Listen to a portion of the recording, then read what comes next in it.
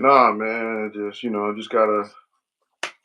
It is what it is, though, bro. But Yeah, like we talked about off air, like on the phone, yeah, it is what it is. It is yeah, what it is. but nah, man. But we're gonna, like I said, we're gonna get started. We like yeah, a lot of people gonna come in because sometimes people come in and they probably come in like at least 4 or 5 minutes or something like that. If you see one person come in and you see a lot of people start coming in, so because there's a Hmm. lot of on my thing, so people scroll up and just like TikTok though, man. So Yeah, yeah. yeah, That's a new thing that they YouTube implemented to yeah. compete with TikTok. Yeah. Yeah. I kind of like it though, man. I think YouTube trying to do the same thing what TikTok is doing though, man, because I think the trend of TikTok, man, people going viral on that. They trying to do the same thing. Yeah, I mean, yeah, Yeah. but you gotta think about it. TikTok don't have like uh any big corporations behind it, so people Right. would rather stick to YouTube than TikTok. Don't get me wrong, TikTok you can make money with TikTok, but not as much as YouTube. So YouTube, yeah, YouTube is to make a money off bit of darker. ads, whatever, Mhm. man. They said like they said one per thousand per view on TikTok is like how much is it? Like 25 cents on per thousand. So you gotta get like a lot of views and shit to get your money. Yeah, that's crazy about Yeah, that because man, it's I think so. Let me you let me talk. Yeah, let right. me go that shit, man. Yeah, there's some requirements that you gotta hit in order to, you know, reach that financial threshold. Yeah, TikTok. How much TikTok gets paid, man? How much TikTok get paid? According to NFI.edu, TikTokers earn around 2 to 4 cents per 1,000 views. This translates to an earning between $20 to $40 once your video has gained 1 million views. A viral video with 10 million views costs around $200 to $400 from the Creators Fund. Yeah, see, I don't know about that, man. Yeah, yeah. Yeah, I don't think you gotta get a lot of million views and you get up with 20, 40 some dollars. Shit, shit. I might as well go. That's like using Spotify. Put music on Spotify and get like millions of views. I come up with $20. I just don't make no damn sense, man. Mhm. You know what I'm Yeah. saying?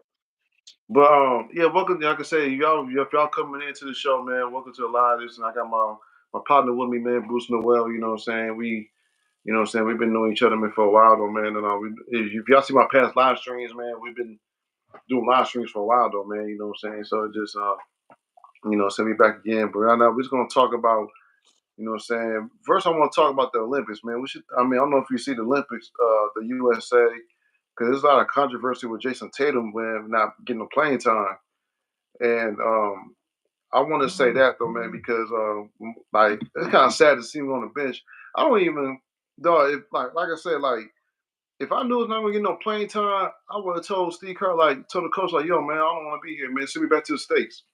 Right, That's right. the question, man. Because, like, to me, though, man, because I won a championship already. Why the fuck I need to play with y'all? You know what I'm saying? Yeah, I don't like I haven't watched the USA team that often because I was pretty much just on the road just working. But Yeah, I seen some highlights. But the way they treated the whole Jason Tatum situation for me yeah, is um they had too many they had too many, you know, they had Hall of Famers on their team, bro. They had yeah, yo, so it was pretty much impossible for Jason Tatum to get the playing time that he needed in order to help, Team USA win the gold medal. So you already have guys like KD, LeBron, Steph. So you really didn't need a guy like Jason Tatum on the floor, only in key matchups. In case like if they facing teams like I'll say the teams that like that pretty much can cause, havoc for the USA, men's basketball team. yeah, So how Steve Kerr handled the situation, um, he handled it the best of his ability, as a coach, because yeah. Yeah, that's because what. yeah, But everybody want to blame Steve Kerr. Oh, Steve Kerr's not getting Jason Tatum no playing time. You know, so he's a champion. But look, man, like first of all, look at you. Look, you had, like I said, you just explained it. You have LeBron James, Steph Curry. You have all the time players. So, like I said, it's hard to coach. I mean, it's so hard to coach. Like you know what I'm saying. People have talent. You know what I'm saying. Like especially the big three. That's why the big three were Miami and D Wade and Chris Bosh and all them the players they had. It was hard because you don't know who's it's hard to play. It's hard to put teams in there because like there's so many damn superstars, man. Like you want them to get their shine on, but he's like, man, he's not passing the ball. It's just too much friction, man. That's why I hate super teams, man, because it's like what it is. Everybody want to be on the team. Everybody want to play against each other, but instead not competing. That's just my personal opinion, man. So I like, mean, yeah, I think how they handled it was, oh well, for Steve Kerr, he hasn't proven to coach at that level, especially with the Olympics. You talk right, about before, prior to that, they went with Coach Greg Popovich. Republic, They tried that the experiment with him, and then but no one couldn't replace what Coach K did. yeah, Coach Mike. He pretty much put that team in a position to where they can compete, on any night, every time they step on the floor. And so ever since then, they were trying to find another replacement. What the accomplishment that Coach K, did over the years with Team USA, every time, get ready, have them ready to compete at a higher level. But, you know, with Steve Kerr, especially Steve Kerr stepping down, so now they trying to figure out who's gonna be the next head coach for the 2028 yeah. Olympics. It's So Los Angeles, right? Los Angeles. yeah, it's in LA. Yeah, It's in I LA don't 2020. think I didn't do Yeah. that, man. I just don't think we should be in LA. You know what I'm I saying? I mean, yeah, you remember I, back in it, '96, yeah, but the yeah, games was in but Atlanta, like so California's like the most in kind of like in debt because you got Oakland, get in debt and all that. I mean, it's just gonna be like it's not gonna be in Oakland, but it's gonna be in Los Angeles. But I just don't think it'd be a good idea though, man. That's my personal opinion, but I mean, it is what it is, though, man. I think for the economy purposes to like Yeah. because there's constantly I don't know what's going on and I can't speak too much about what's going on in California, but Mhm. I think it's just to pretty much pretty much the economy, bringing in revenue to help boost the local businesses that's there. So who Mhm. knows?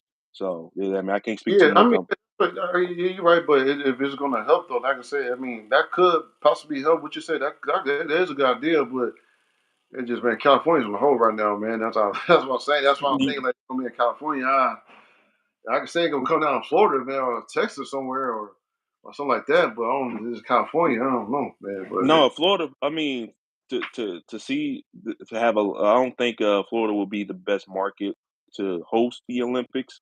yeah, Um, probably Miami or something. But Miami, like you said, mm, Miami's on town, though, man. So could be Miami. Yeah, yeah, Miami could be the next spot. I mean, if they wanted to. But you talk about major cities, like New York, for instance. Where would you host?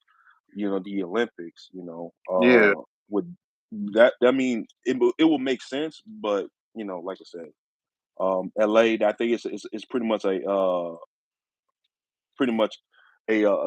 a decision whereas they trying to boost their economy because you see major corporations are leaving California because of the taxes, the yeah. tax, they Especially in paying high.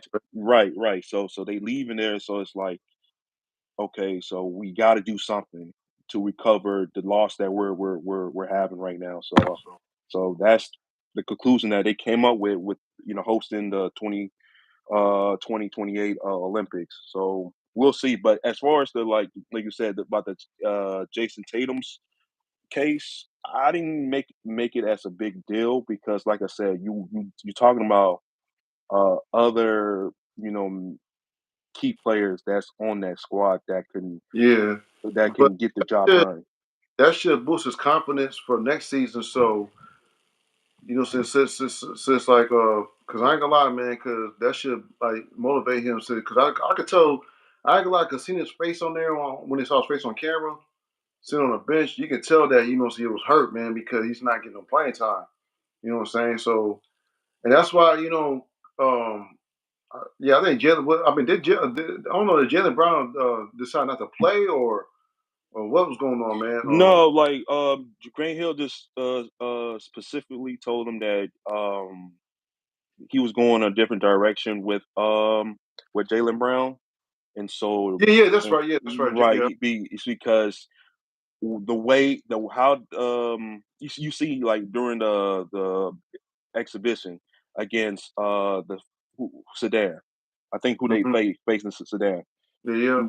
People were kind of scared for a little bit about that situation where the matchup and how everyone thought that Team USA was going to blow out that team, but in their first exhibition, that wasn't the case. They gave it to the U.S. Team USA.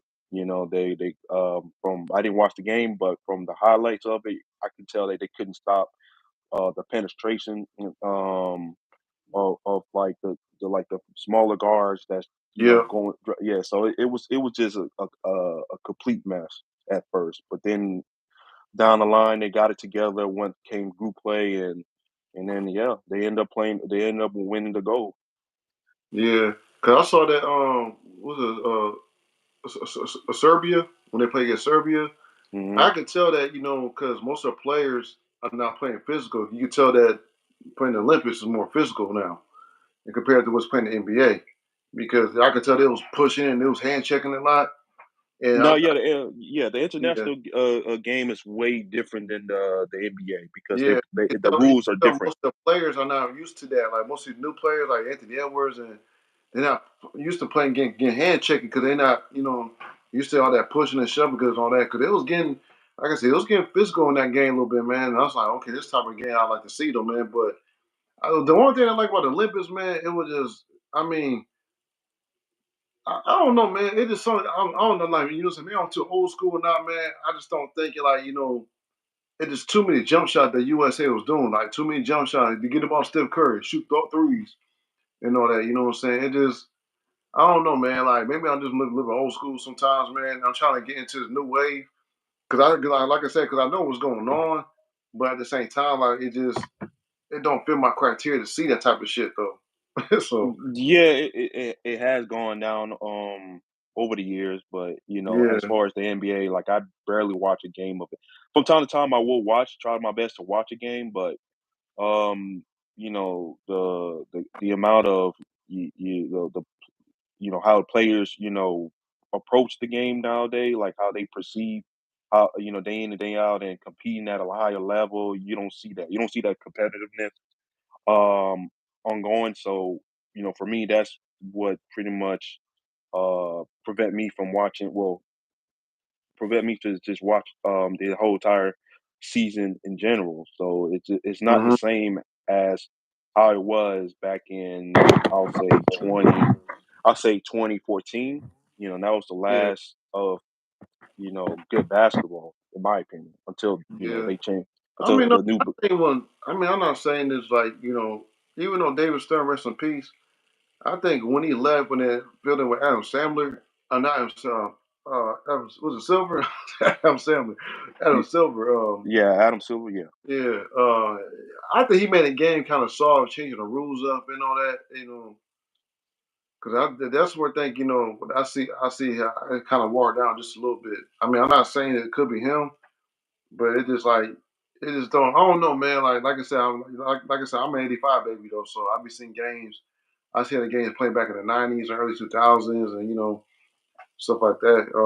Yeah, because I grew up watching the Lakers when I was young. I was Yeah, a bit younger, so me and you are a bit I mean, we're not too far, as far as the age gap yeah, wise, yeah. I think but you probably see most of the games in the 2000s. Because to me, yeah, I because see I games in the '90s. yeah, And because you grew up watching MJ, right? I yeah, remember I started watching NJ when NJ was in his 30s. When NJ was in his 30s, and that's why so I see him. But I see like older clips like. you know what I'm saying, Magic Johnson and like, like Isaiah Thomas, the Detroit Pistons, the Bad Boys, that team. So I've been seeing that type of situation on that Yeah, end.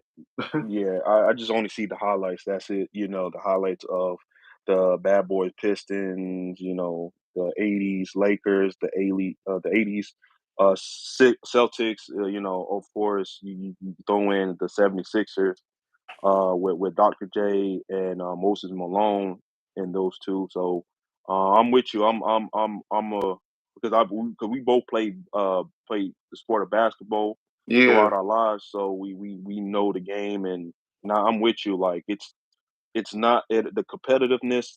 Once the salary cap grew over the years and more advertisement and then the TV deal, yeah, and then, players getting paid, 300 million, for 5 years, so 70 million a year. The competitiveness is out the window. So there's no yeah. uh I think the- because well, today's game, what I see right now, like a big man doesn't want to play don't want to play a big man position. They say like a big man who's a 4 or 5, they don't want to play 4 or 5. They want to play the 2 guard, even though they position is 4 and 5. They want to play two, which is I mean I'm not saying that a big man got to play outside. No, you can play outside, but like most of the time, man, motherfuckers gonna know how to shut you down, man, if you know how to play outside. And this is why, man, like what I'm saying, Victor Wimby, how you call that man, that tall dude? How you I want to mean, call? Wimbyama, Yeah, yeah, Victor yeah, Wimbyama, yeah. yeah, with Mianya. He needs a post up game because like when I saw the Olympics, I see his games sometimes. You know what I'm saying? Like I can say he could play outside, but most of the time, man, Motherfuckers gonna shut that shit down when you play outside. You know what I'm saying? He need to learn how to get in the post man a little bit and learn how to score. And that's why these big men these days, man, don't know how to post. Like they always want to play 2 guard. And most of us like I said, that's why Kobe, man, he can play all positions, man. He can play you outside, he can play you inside. You know what I'm saying? And rest in peace of Kobe. Happy birthday, by the way. And I see like that's why when Kobe left, that's why with Kobe and Tim Duncan and all these big men, the true big men 11, Shaq and all them, I could tell that yeah, this is gonna be it. Like Kevin Garnett when he left, yeah, this is it. Cause every big man, whatever man, wants to play outside, but they're not learn, don't know. But one thing is like they would say, like, I want to be like Kobe. Yeah, but Kobe play inside too, though, man. He showed you getting the post and back it down, do a little turn away front jumper, same thing MJ. You know what I'm saying? MJ, you know what I'm saying? Like as MJ got older, he couldn't do that shit outside of outside 3 point line, you shoot threes and all that, man. He had to get out the post and back it down, shoot a lot of midway jumpers. And like I said, with you said Victor Wembanyama, he has to learn how to play inside too, though, man. Because I didn't see no inside game from him. You know what I'm saying? Like I see a lot of outside game, in which he does. He can not hit a ball, but like I said, motherfuckers gonna learn how to shut that shit down. You gotta learn get your ass in the post. You know what I'm saying? I mean, to me, I don't think he need a post game. I He just gonna think have that he to. I just think that he just need to add a couple of muscles so that he won't get pushed out. But I mean, his game is tight. His game is legit. I think he's a matchup nightmare. Yeah, he is. But you can't blame a kid that grew up watching, Kevin Durant, because I think 7 footers, guys that at least 6'10", 6'11", they grew up watching KD, and KD is a 7 footer that can handle, that Yeah, can but shoot. sometimes he can handle. But so you see KD, sometimes he gets in the post, like he gets like he not gonna get inside the block, but he get like learn how to post up a little bit, like a little bit outside I the block. mean, like he can post up when necessary, but he don't need that. I mean, as long as his jump shot is hitting, um, he can score from anywhere on the court. Then yeah, it's just the fact that the skill set. Okay, how these kids, like I said, these kids grew up watching Kevin Durant, Steph Curry, all they know how to do is just shoot from beyond the 3-point line. Mhm. Steph had completely changed the whole dynamic of how guys play the game now and how teams play. So instead of it used to be throw it down to your big man, and then if your big man is double teamed, then just be wide open and to shoot. Those days are over. So it's like now you got to adjust. We can say we want the game to be like how the '90s was, but over time, you just have to. Everything is continue to change. New system, the way people perceive the game nowadays. And then Mhm. plus, there's not a lot of like vets to mentor these cats because now the only guys that is that been playing for 20 plus years is LeBron and KD and Steph and them, and that's who you got as far as uh facing that's pretty much trying to because there's like I say there's no guys that back in the day that what let's for instance you had Shaq, like you said, in the tail end of his career you had Shaq, you have KG still before he retired, and he was in the tail end of his career he was able to at least mentor some of these young cats, Yeah. these big men that's coming to this league and teach them a few things how to be professional and all that stuff. But you don't have that nowadays.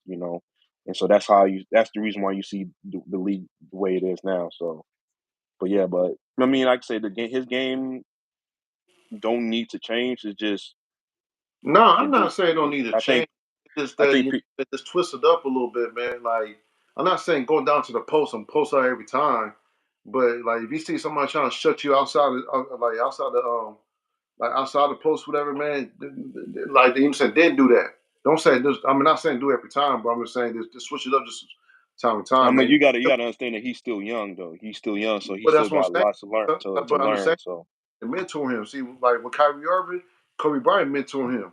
You know what I'm saying? yeah, Jason, but yeah. we So don't have we don't have these type of guys. The only guys that like I said that we have now in the league, they're not they're not one of those guys that will wait and sit down with a rookie and tell right, him like the do's and the don'ts.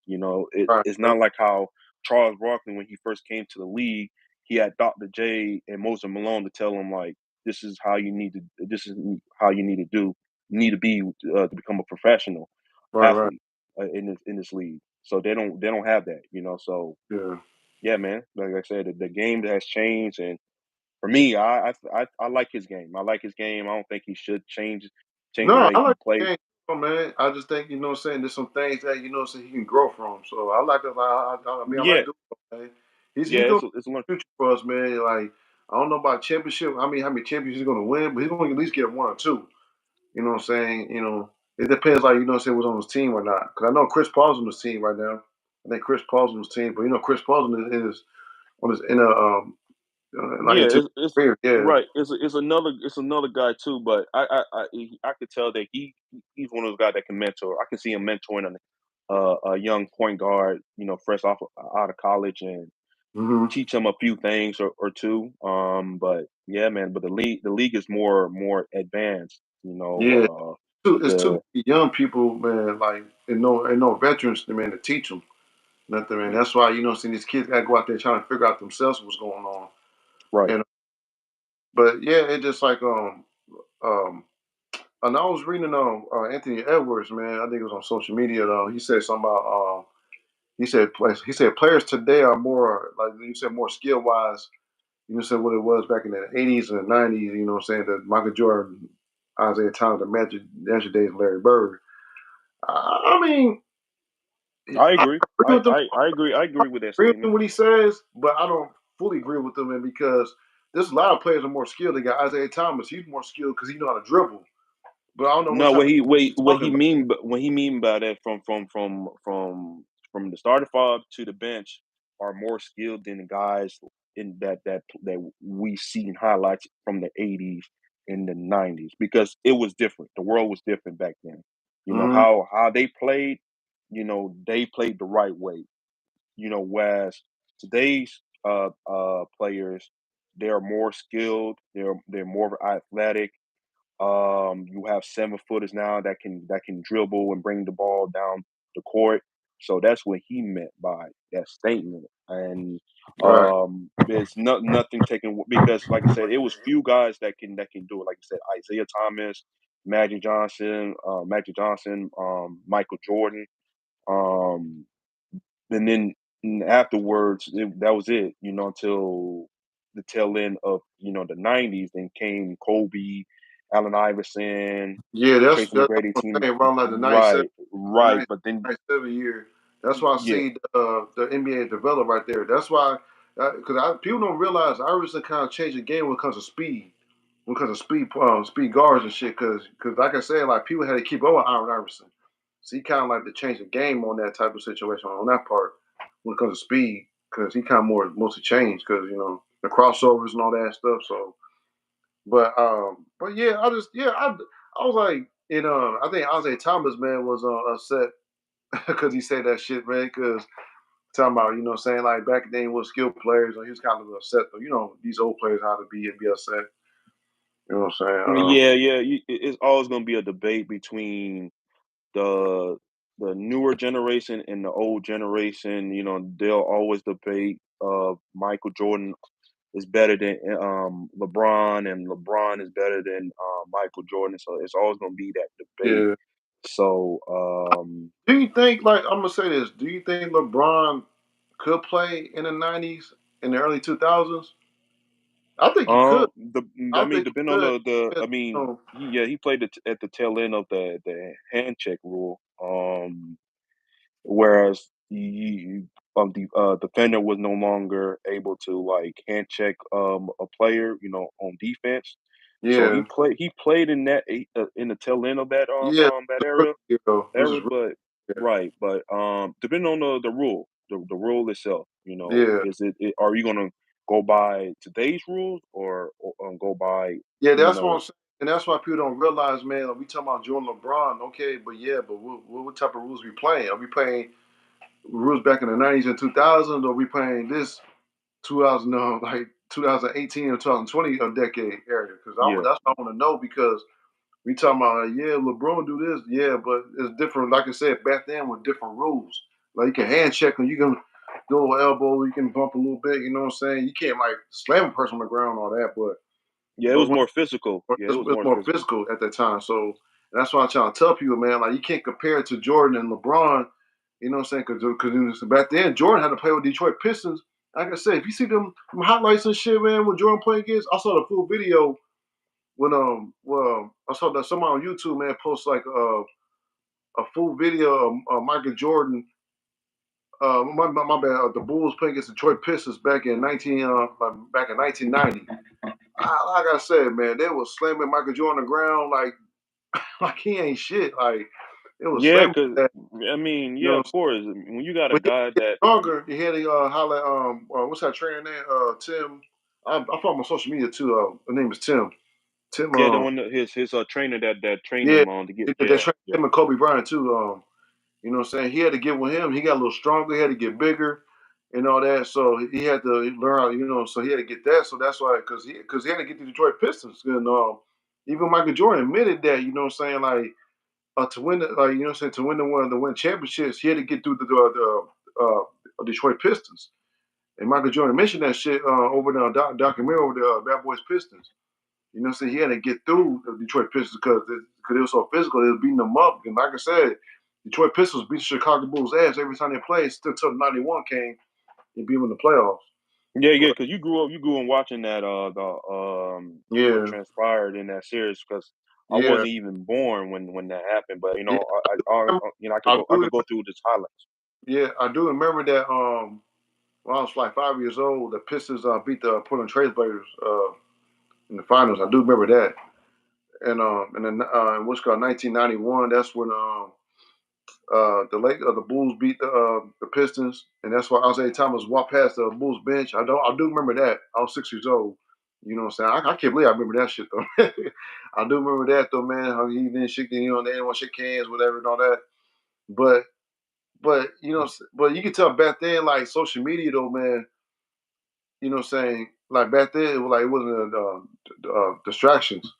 But right now, we got social media, whatever, man. It's been people get distracted too much. This person said that he tweeted me about this, he tweeted me about that, and people got now people got these damn conversations. They want to know, like, and that's what I don't like about, saying people have be on Twitter and like if you got like listen, man, like if you have a game, you shouldn't be on Twitter, you shouldn't be on Facebook, you should be on Instagram. You know what I'm saying? Stay focused on your game. But now, you know what I'm saying, you can't tell players what to do now. So I'm just like, it is what it is, I guess. I mean, yeah, the social media aspect, I get it. We can say that back then, the guys that played in that era, they didn't have to deal with like if they had the social media platform now, like especially talking about Michael Jordan, like the amount of flack that LeBron James get, I think he would have slightly gotten some flack as well. Right. Certain things that he did that people didn't know that he did back in the day, but because Michael Jordan was such an icon and how he changed the game itself globally. Like you witnessed that, like people tune in just to watch Michael Jordan. Mm-hmm. Michael Jordan had the league on lock. But Like, but one thing is like when I see Michael Jordan, because like in Iowa, we have like, what I'm saying, we had like WGN, we had the Fox, because Iowa, where I'm from in Iowa, Davenport, it's like an hour away from Chicago. So what it is, we get Chicago stations in my city, so we get to see Michael Jordan play. Some people see Michael Jordan play in different states, man. When they like, when they're on ESPN or TNT or the big major stations. Like to me, we get local stations where we from. We see Michael Jordan play. I see Michael Jordan every game. You know what I'm no, what saying? Yeah. I'm saying that like compared to like the social media aspect of okay, you know how guys are now are Oh, learn okay. about what people are saying on social media. Okay, cool. I understand that. And yeah, players have every right to voice their opinions Right. and Just don't and say then no team, man, because I don't know. Like I said, I don't know how shit works, man. If you got a podcast, I don't know if you know about, because I don't know if you know about Draymond Green has a podcast yeah. thing, and like I don't know if it's a good idea to do your podcast during the season or do it like after the season, man. I mean, to me, I think it's the best bet to do it after the season. You know what I'm saying? To voice your opinion. Like I say, I mean, I got nothing wrong for you voicing your opinion. And man, but it just like if you got to voice your opinion during the season, I think shit is focus on your season, man. Then they do that shit after the season, then I mean, that's just my Yeah, personal, man. So, yeah. I think that's a new way for players to like have their own platform so that before, any narrative gets out in the media, then they be the first, ones to tell their story instead of mhm. them. So I Yeah, think that's the reason why you have athletes just having their own podcast and talk about the things that they feel needs to be addressed. So I don't. For me, I'm cool with that. I mean, I'm cool with them just voicing their yeah, opinions and because you look at the fact that Allen Iverson had to go through. You know, he had to fight through media, newspapers. There was no X, no Instagram, no nothing. So he had to right. fight this. He had to fight this, battle through the media, and which to me kind of like tarnished his career. It didn't tarnish his career, but reputation. But the way he went out, like he didn't had a proper retirement, like the way Kobe had. He didn't. Like he was the one that changed the whole dress code for the NBA because Yeah, I he remember came how he came in he, with right. he was just like So a hood nigga though, man. But that's his he, character, man. That's what he is. He's been like that, man, since day one, man. So it's just like. And one thing is, that's what you realize about the NBA, man. They want him to change his character, man, learn how to be professional and all that. But he came in how he is. That's why people didn't like that. Yeah, because he was just being himself. Like a kid from Virginia, he was just being himself. Um, you know the situation that happened with him prior to the dissident. So we know that. But yeah, like he was the trendsetter. Like that man, like he was it. He was it. Like Allen Iverson was it. But it was unfortunately how they did him dirty. The Yeah, media, they, oh, yes, like man. saying that he didn't want to practice and like he's uncoachable but the man every night on the floor he pretty much played until this is the only yeah. So but like I said, man, it's just like I said, the media itself and guys having their podcast. Mhm. I'm cool with that. I think it's just for them to just voice their opinion and like I said before, any major news network or sports network, put their narrative in and twisted their words Yeah, that's the and thing. yeah. That's So what, man. Like, so how you say this, say that, and the people got like, man, I did not say that shit, man. Like, and it is because, like I said, like people like when Shaq and Kobe got into it, you know what I'm saying? Even though Shaq and Kobe got into it, though, man, but it was making statements, man, that Kobe said this, Kobe he called the police on Shaq. Like Kobe didn't call the police on Shaq, man. I mean, I don't know if that's true or not, but like if he mm, did, though, man, I mean, it's kind of fucked up. But I don't think he called police on Shaq, man, or some shit that he cheated on or what it is.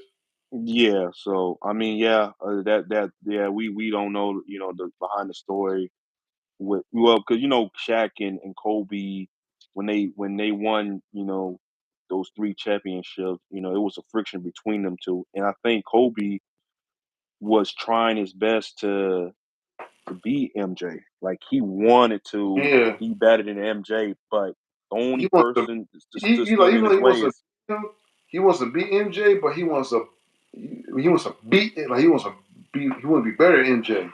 So that's yeah, why he and then so yeah, the hard. only person right, the only person that stood in his way was Shaq, and that's Yeah, why there was a big friction between them two. Because okay, you fresh off of winning your first championship, right? Then your second year, I mean, of going back to back, you want to show the world that yeah, now you saw me what I was capable of doing in the playoff. Now let me show you guys that I improved, over the summer and let my game do the talking. And so, right. yeah, that whole back and forth, So him, did you? Shaq said, So did you see the podcast when Shaq had? It was like last month ago. Shaq on Shaq's podcast, Penny Hardaway was interviewing him, and this is where what I'm saying, like Shaq and Penny could have won a championship in Orlando. They could have won it, and this is why Shaq was not serious because I guess he even mentioned that when Shaq was doing when they got to the finals when they beat Chicago Bulls that time. Um, like when they beat Chicago Bulls in '95, man, he was I think Shaq though, man. This was Shaq said. Shaq said he was partying before the NBA Finals against the Houston Rockets. And Penny Hardaway, he was just focused. He was tuned in, like I'm trying to tune in, focus. Well, on the other hand, Shaq said he was doing parties at clubs and shit like that right before the NBA Finals. He even mentioned that shit in his podcast. So I'm sitting thinking like, okay, I see why Kobe man didn't get along with you, man, because you like doing bull. I mean, you like doing bullshit, bro. Like, nigga, we going to the finals, man. You doing parties, you know what I'm saying, stuff like that. You know what I'm saying. You're not mentally focused, and now whatever, man. You got your ass swept, but you didn't get. I mean, you didn't get beat by Houston Rockets. Y'all got swept. I'm saying watching this game, like, man, I'm going for the Orlando Magic. You know what I'm saying? I'm going to Orlando Magic, man. They're gonna beat Houston Rockets. Man, Houston Rockets whooping their ass and shit the whole game. And then what it is about Shaq, though, man, I think Shaq, he said he admitted that, you know what I'm saying, like he was doing parties and stuff like that. So I think that, you know what I'm saying, he wasn't mentally focused on the finals. You know what I'm saying? Like, even though that so he wanna play, wanna win, wanna be dominant. But man, like, I mean, you and Penny, man, could have had championships though, man. Like, And now I can see why that Kobe, man, like, oh, dog, man, we trying to win championships, man. I'm trying to win. You want to, you know what I'm saying, take days off, and I'm tired, beat up. You know what I'm saying? I'm like, bro, man, like, I'm Yeah, beat. I mean, right. I see what you mean. But you got to understand too that Orlando Magic team that went to the finals, they were a pretty young team, But like fresh. they still could have won that motherfucker, man. They still, I mean, don't yeah. If Nick Anderson could have made one of those free throws, yeah. if Nick What? Anderson would have, That was a game two, game three? it Because was they it was swept it all, was know that. So it had to be yeah, Orlando. yeah, game one, they had a 20-point lead and they blew that 20-point lead. And Yeah, I do remember that. Yeah, that's what we yeah. right, That. right, And I right. remember that, you know what I'm saying, I was screaming at TV, and next day they making it be like, nigga, make your free throws, man. Like, goddamn. Make these motherfucking free throws. He came online, make some like, dog. You gotta make these free throws, man. I don't know what the fuck Nick Anderson on, man. Shout out to Nick Yeah, Anderson, man, but damn. Make these damn free throws. but but like you said, you got to understand, Shaq was young. Shaq was young. Penny Hardaway as well. Like the whole team was fairly young. That made it to the NBA Finals in 6 years. Like you got to understand, the Orlando Magic started their franchise back in 1989, and Mm-hmm. so for a team like that to already make it to the NBA final in less than like to 6 years. Like that Yeah. was impressive. But it's just that you're going against a veteran team that won a championship a year ago, and Yeah. Hakeem Elijah won. So they got their catch on fire during the playoffs. So like they beating teams that had a Then better record than them, and shoot. then then after that, then the year '96, that's when Jordan came. That's when Jordan that's when Jordan got his mojo back and started beating. Yeah, I was like, yeah. And and then that's when Shaq left. I guess you know what I'm saying. I don't know if it's true because I guess Shaq left because like I think Orlando didn't want to get the money he wanted. So that's why so he went to LA because I guess he wanted like I guess he wanted like how much he want like 150 I think 150 mil. Yeah, that's what he wanted, but they settled for 120. Yeah, 120. Yeah, but I Yeah, think it was. they didn't want to give him the money to that to him. So that's why. Yeah, the Orlando. Uh, um, yeah, that was bad on Orlando's part. You let a once in a lifetime generation talent leave for free agency, and then to a team like the L.A. Lakers, and then by the time he was about to sign on the dotted line of his contract, if you look at the documentary that he did that he was on about how it went in his free agency, the Orlando gave him an offer that he wanted the first time. Instead, they lowball him and gave him a contract that he didn't want. Yeah, And, that's s- what. and so by the time he started on down the line, it was already too late. So he done already signed with the Lakers, so once he seen 120, And yeah, I that know was it. pissed though, man, that he left him, man. Like he was, cause I like mean, I but don't he. think But one thing is, like to me, I didn't. To me, at that time, I didn't know why Shaq left. I mean, I know now, but at the time, I didn't know why Shaq left. Like, dog, why you leave? I mean, that's one thing. Like, man, why would you leave Penny like that, man? Hang like that. And now no, when but you got to, he was like, yeah, but he was so a free agent though, 4 years, I didn't. At that rookie time, year. I didn't know. Right, right. At the time, I didn't know because I was like I said, I was young and I didn't know what behind the scenes at that time.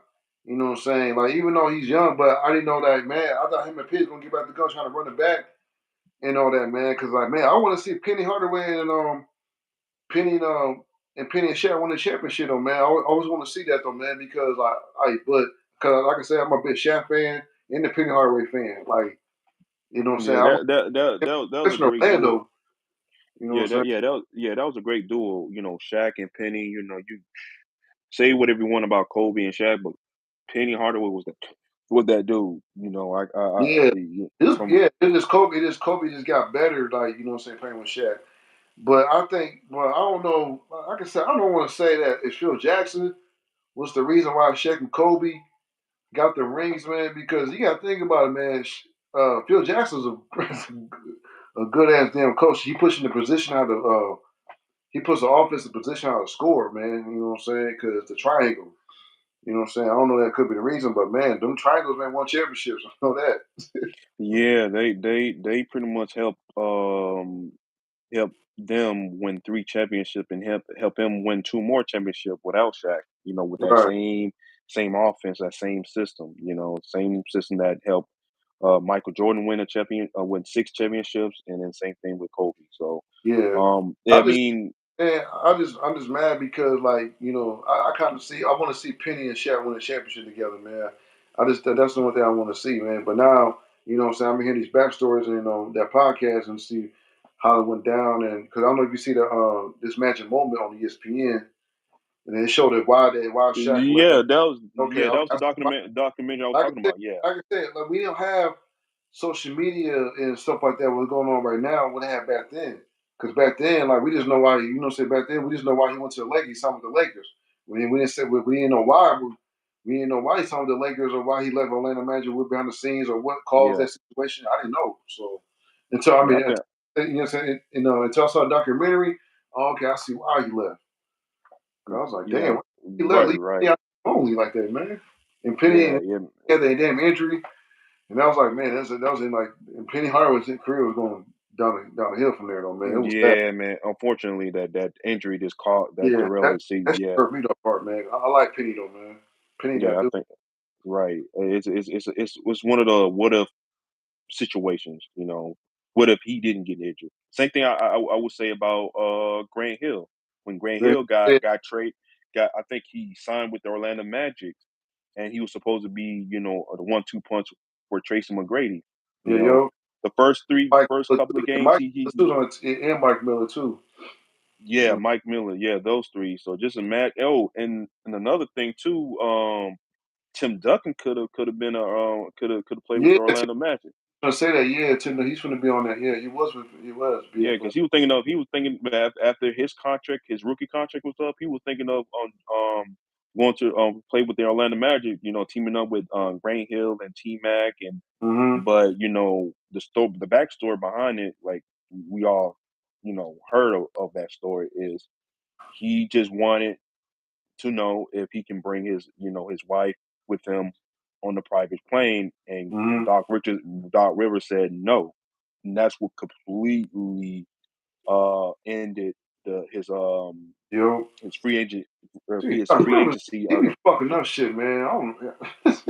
Yeah, so if I'm not mistaken, that was the reason why he Yeah, didn't I heard end up about with that. the Orlando Magic. Yeah, Yeah. yeah. Well, So yeah, so that about wife on the right. plane. You just Right, but Grant Hill was another player too that was nice, especially in Detroit when in Detroit, bro. That man was nice. It's just unfortunately that he hurt it. He got hurt during one of the playoffs series when he was playing with Detroit, and then he was just never the same since. So yeah, so that's pretty much my story of it. But I mean, yeah, if they could have if I don't know because those 2 were young. Shaq was 25, Penny was 26.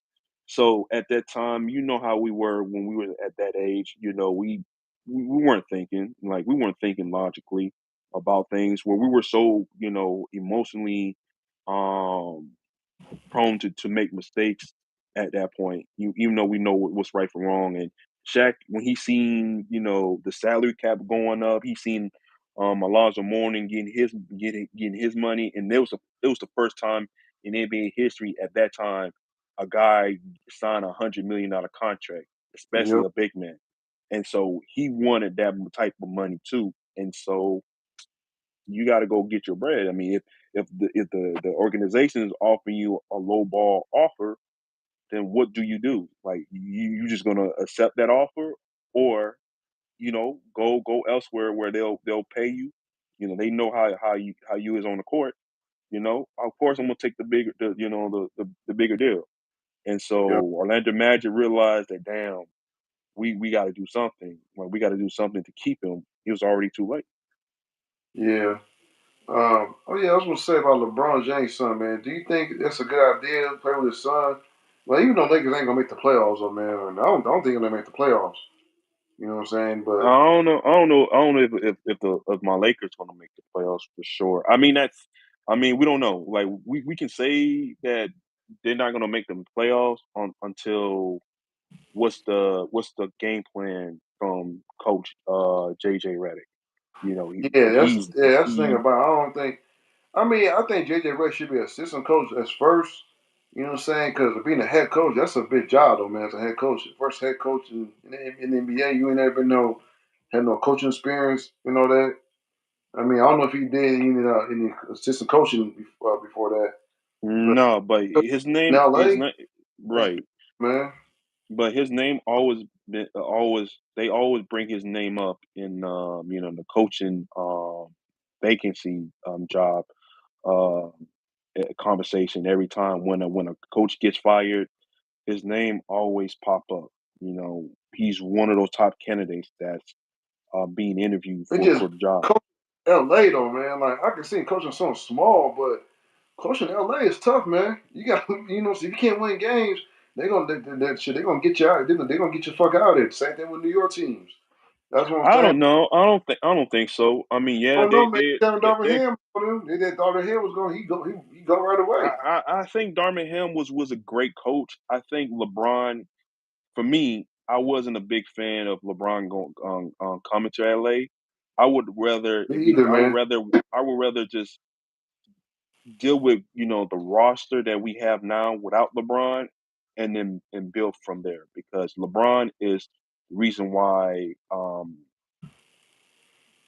the Lakers are not making any progress as far as Yeah, making like the roster change, making smart decisions as far as who they draft.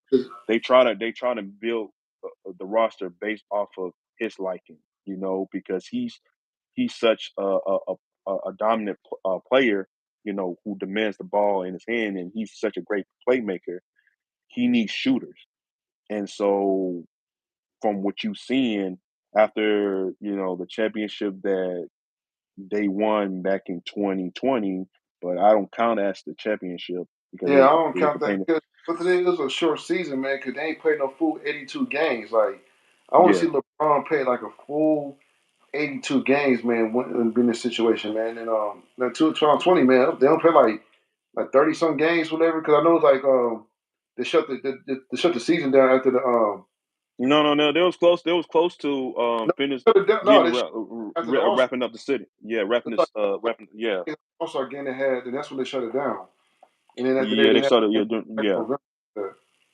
Yeah, but I think yeah, the roster is based off of him, and like for me, I wasn't too when people ask me if how do I feel about LeBron James coming to LA when he became a free agent after the finals loss, I'm like, I mean, I could care less about it whether or not he wants to come to LA or not, because at the end of the day, I grew up watching Kobe.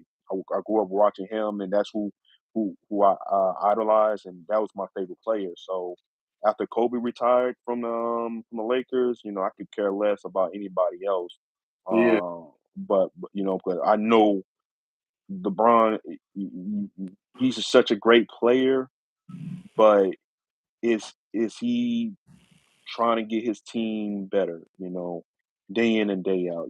People saying that he's the vocal point, he's the GM of that franchise, and I just think that they just need to go to a different direction. Now, as far as his son, like how I feel about his son getting drafted, I think they were just trying to grant LeBron James' wish of playing with his son. yeah. You know, See, one thing that is, was that was the I can't it, do that somewhere else though, man. This not with Lakers, man. Because you see right now, Lakers they want to build championship, a dynasty championship team, man. They don't want to like come in like the lights and cameras. LA is like it's like an entertainment situation, like some kind of entertainment environment. But as Lakers, man, they want to win championships, man. And trying to bring your son over here to play with your team. I mean, it's cool, it's good, but I think he should do it with a different team, whatever, man. That's just my personal opinion, man, or something like that. I don't think it should go to LA. I, That's my personal opinion. right because they still have in their mind, they still think that they still believe that they can compete for a championship, this year. But No. like I said, there's still JJ Redick is still a question mark because he has not Yeah. coached I at think a higher level. with LA, bro, like LA, just like New York, when the people like fans, No, fans I of say New York. Well, I I say don't New know. York. LA is not that deep. I mean, they fan base. No, I mean, Lakers are like Lakers ain't win a right, championship. You know. right, I don't yeah. know about the Clippers and other teams, sports teams, whatever. But I know Lakers, they kind of, you know what I'm saying? They the shit. I don't know. Yeah, I just believe that at the end, I think they're trying to appease LeBron because LeBron signed that deal because he could have signed with any team. Like he could have gone anywhere and played his final 2 years in the NBA. But he wanted them if they didn't if they didn't draft his son, I think LeBron James would be on another uniform this season Yeah. if they didn't draft his son. That, cause it was talking about, well, I don't know if it never happened, but it was talking about what's called Atlanta Magic drafting Bronny, and LeBron's like, no, I'm not doing that. He said, I retired, and they draft Bronny over the Atlanta Magic. I'm like, damn, bro, like, Yeah, I mean, yeah, the Orlando is such a small market team, so yeah, I get it, I get it. But I mean, besides that, I think he would have been undrafted if LeBron didn't make that statement of saying that one day I would love to play with my son in the NBA. I don't think Bronny wouldn't get drafted. He would have been undrafted because yeah, he only played 1 year, right, in college, minus the heart issue that he had in the beginning of his season, his freshman season. I strongly believe that, yeah, and I already knew that he wasn't going to get drafted, but the Lakers, LeBron had to force the Lakers organization to draft him, to make it happen, to make that storyline happen. It's mm, like a movie, so it's obvious that the Lakers was going to draft his son, in the second round. Even the media cover the segment of that. So, I think he would have probably stayed another year or two if LeBron didn't make that statement of I want to, play with my son in the NBA, and but I strongly believe that he could be a decent player. I think he could be a decent player. Um, you know, it seemed like he can his work ethics is just like his father, and I yeah, think I think that he wants to play the right way, and he's not one of those uh, rookies that first thing you see all rookies do is, especially during the summer league, is just start jacking up shots and trying to prove the world why they got picked, in the first round, or depending on So who was the where. first round though, man? I never saw the NBA draft. I just know Bronny. I didn't watch the NBA draft either. I don't know who got picked first in the NBA draft, but it wasn't to be honest, it wasn't a great NBA draft. It wasn't a name out there that you would think that, oh, okay, I see why they drafted this kid number one, Mm-hmm. because they were still trying to figure out who was going to go number one. If I'm not mistaken, they were trying to figure out who's going to go number one because the draft wasn't, not saying there weren't great prospects in the NBA draft, but it wasn't to a point where, okay, you chose this guy over this guy, because it's not like how it was when a year ago when Victor Wembanyama got drafted. Everybody was fighting for him because he was once in a lifetime player. No one sees a 7'5" that has guard-like skills and that can Yeah. shoot, and then he's long, and he can block shots, he can rebound. No one sees that. So that's what you saw in the That's past why. NBA That's why draft. I saw his game. I was like, this dude gonna be nice, so man. He just gotta get a little, like I said, a little stronger. You know what I'm saying? Just have a couple moves. You know what I'm saying? His belt. But like I said, if he got that, though, bro, he's gonna take over NBA, man. Because I think, like I said, you could tell this LeBron James last season. You know what I'm saying? Because I don't think LeBron ain't got to prove nothing. I just don't know. It's just I don't know. Like this JJ Redick shit, man. That's what I'm trying to worry about. Can JJ Redick, man, can carry a franchise like the L Lakers, man? You know what I'm saying, to a championship role? Because they're gonna, like I said, they're looking for championships. They're not looking for like a winning season type season, man. They're looking for championships. Because that's what Lakers Nation's all about. They're all about championships. And they I try. think LeBron. I think before everything is said and done, I think LeBron trying to win his fifth championship before he retires. Yeah, And that's not gonna he happen, was the man. one. I think that was That's the not happening. higher. I mean, it'd be cool, but it's not happening. Yeah, I mean, you had to wait. The like I said, they didn't do anything this off season. They didn't go after uh major key players that were Like in the he free turning agent market. 40. You know that, right? At Yeah, 40, yeah, I'm not saying that. You know what I'm saying? Like he's still putting up fucking numbers at this age. I give him that. I'm not gonna say that. He's not. He's washed up. No, he's still putting up numbers like it's like he's in his 20s and 30s. It just I don't know, man. He can do this at age right, of 41 and 42, and you know what I'm saying. man, You just want and to touch your head, man. I think he's just holding the Lakers hostage because really, I would I would rather them just trade him and get some picks, and I'm good with the rebuilding. At least we got AD. Anthony Davis will be the face of that franchise, and then If he can stay just healthy, build, though.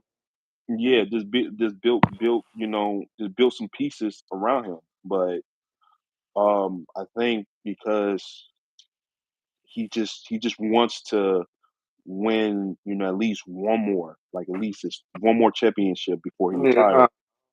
I And mean, but yeah, any I think he wants to, but it just ain't gonna happen, man. Because I don't see that. You know what I'm saying? Just I think I don't. I mean, yeah, but what? Who though, man? Like, it's not gonna be L.A.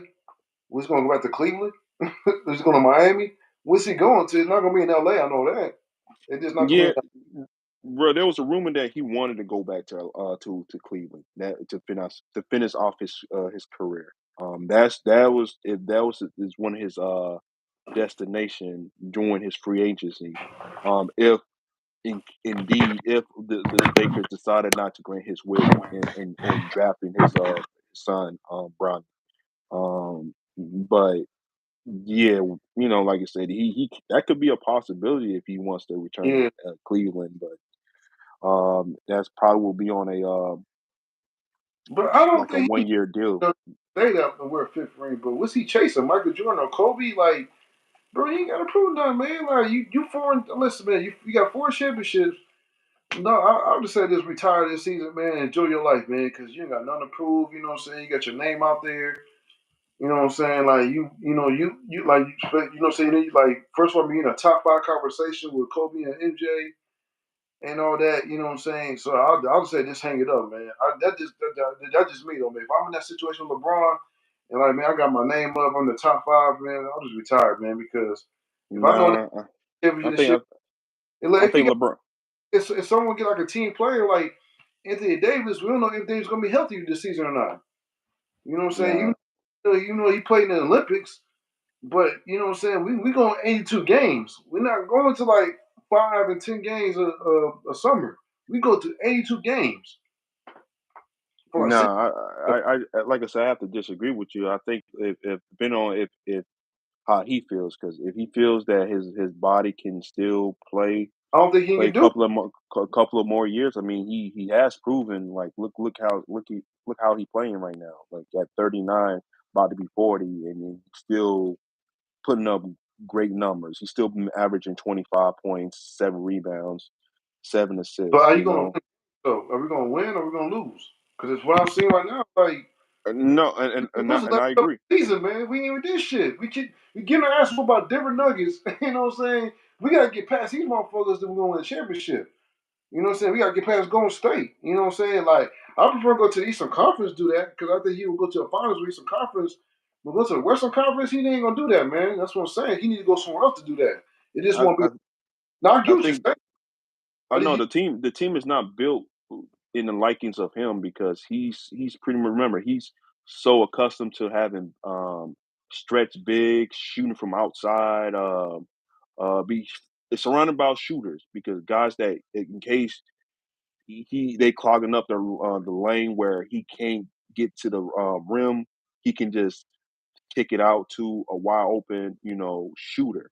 And so that's the issue that we're seeing with the Lakers. The Lakers don't have shooters on the team. You can yes, say Austin about Reed that. or But it's like I don't think nobody dog. We could have had. They said they was talking to what's the old boy name went to Sacramento, DeRozan. They was talking about bringing him in. He decided, no, man, I don't want to go there. I'm gonna go somewhere else. They was talking about they trying to bring someone else in too, though, man. He didn't want to play with him. What's the old boy name? Um,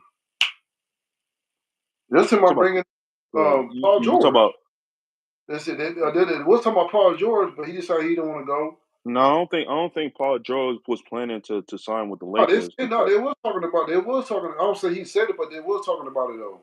yeah, You it was if know, they were talking about it, I don't think it was to a point where I don't think he wanted to play alongside with LeBron because he Paul George too wants the ball in his hand too from time to time. Even though he's not ball dominant, but you gotta his situation is he just wanted to stay with the Clippers. And with the amount of the money that the Clipper was going to offer him was the money that he didn't want. So that's how he ended up in Philly because he wanted the max. Like he wanted them to pay him what he was worth. So um, going to the Lakers, it would have been all right, but him alongside LeBron, I see why DeMar DeRozan didn't want to go there either because he don't want to play second fiddle to LeBron. Like he don't think that yeah, his game. see, that's what I'm trying to tell you right there. Nobody want to play with him, and that's why you know what I'm saying. That's why Lakers in position right now. Like you know, what I'm saying, like you didn't trade LeBron, or you know what I'm saying, or keep him. Like I said, if you keep LeBron, you're not gonna win. It's not. I don't know, man. It is to me. No, I think he should go somewhere else, though, man. LeBron should go somewhere else. If no, he I wants, agree. I agree. For me, I just don't want. I just believe that if him continuing to be on the Lakers on playing it's pretty much going to stunt the Lakers' growth moving forward of trying to compete for a championship if that's what he wants to do. But as besides that, I agree. I think for me, I wasn't too excited when he signed with the Lakers back in 20 I twenty was pissed. eighteen. I was pissed. 'Cause I know that you know, And you're cause right. like, like you know what I'm saying? Like when he came here, I already know exactly what's going on and see how it is. Like even though that we're gonna make the playoffs and all that, but like I said, LA is a winning championship team. They want to win championships. They're looking for championships.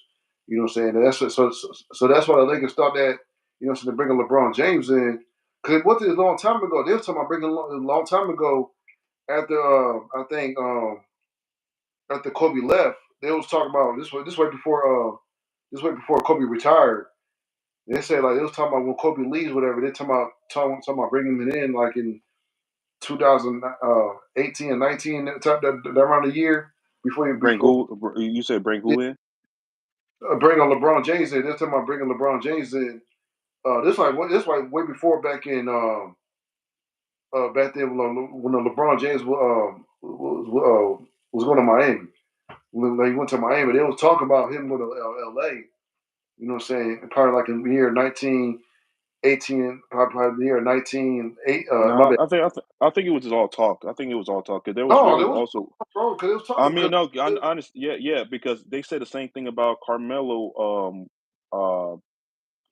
thinking of joining, the Heat after the Yeah. 2014 season when LeBron No, was a free agent. I'm talking about before he joined Miami. They was have him talking about the years like in the future. You know what I'm saying? Like when Kobe Bryant retires, you know what I'm saying? Because like the Lakers didn't know when Kobe Bryant's gonna retire. They said when Kobe Bryant retired, they're gonna try and bring LeBron James in. What the is like they didn't know when's gonna bring him in, but they're gonna try to get him. When you know what I'm saying LeBron, you know what I'm saying when Kobe Bryant retires. Since Kobe Bryant retired, they finally got him. So they was talking about that a long time ago. He decided to go to Miami that time, but they were still talking about still talking about him bringing to LA.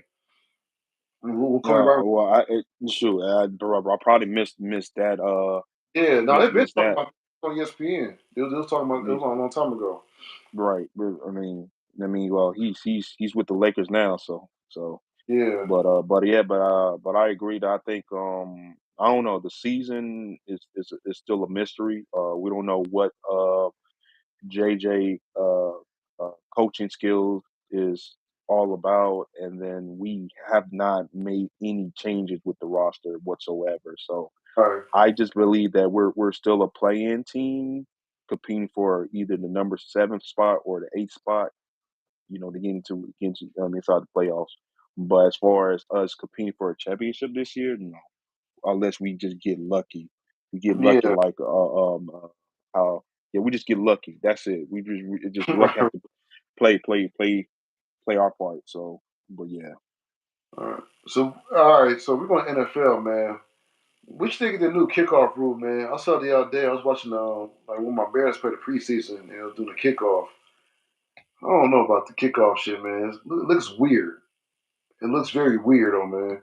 I'm the same, like same thing I was telling you about me not watching the NBA. Same thing with the NFL too. I haven't watched or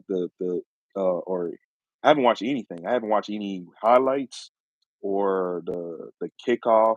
I seen a glimpse of it, but I didn't pay too much attention of it. I'm just more so care more about college.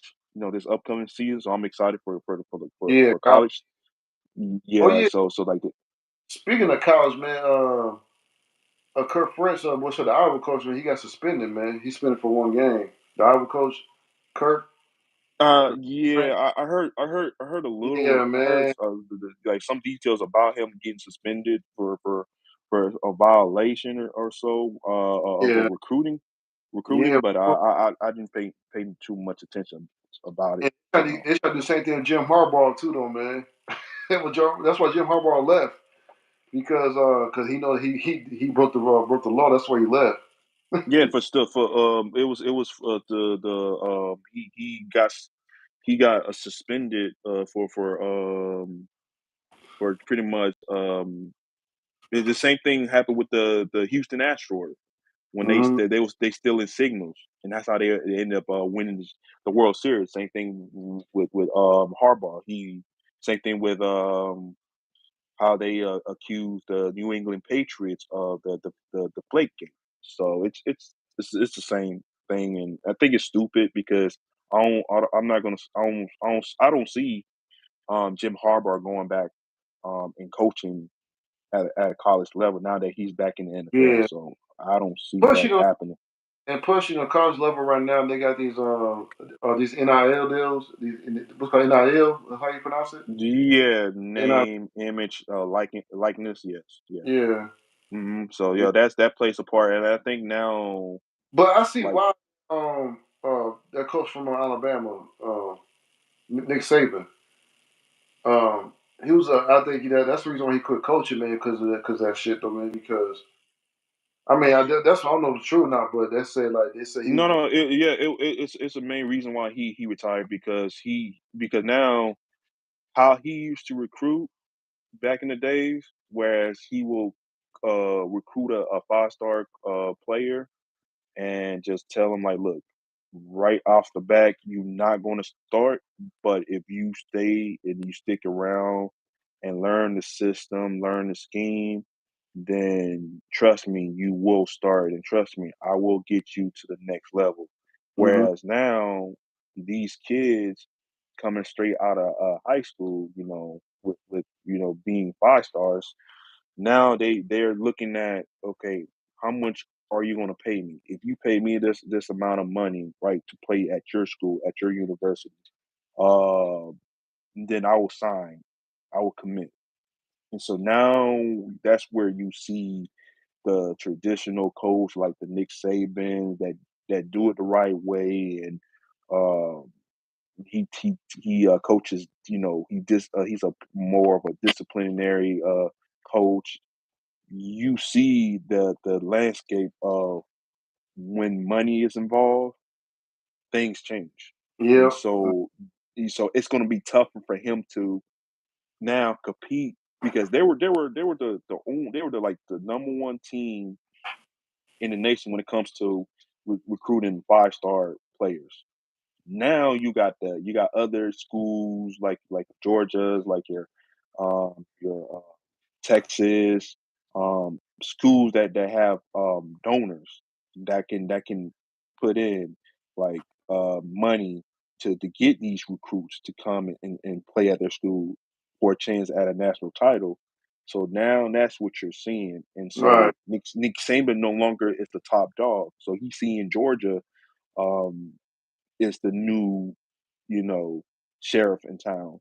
And he looked at it as like, you know what, I think it's about that time for me to just Yeah. bounce because there's no way he can Also, compete. Orlando too. Let me find this real quick. So yeah, they passed the deal. They passed the law for you know, what I'm saying, for high school players, man, to get like what's the NIL deals too. Let me find it real quick. Let's see what that shit at, man. I know it's on Instagram 'cause they posted on Instagram a while back though. Oh, this. What year is this? No, let's go up. Yeah, because this time they passed the deal. They passed the bill though, man, about that. Well, when was it? Like when did they pass that bill? It passed this year. It passed. I'm trying to see where it's at though. Damn, I know it was on this page, oh man. Where's that?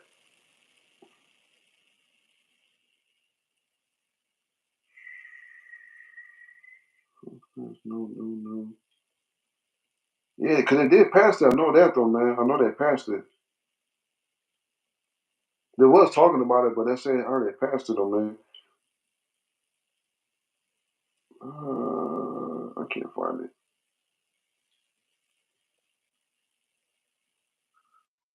Mm. Let me look it up, man, on Google.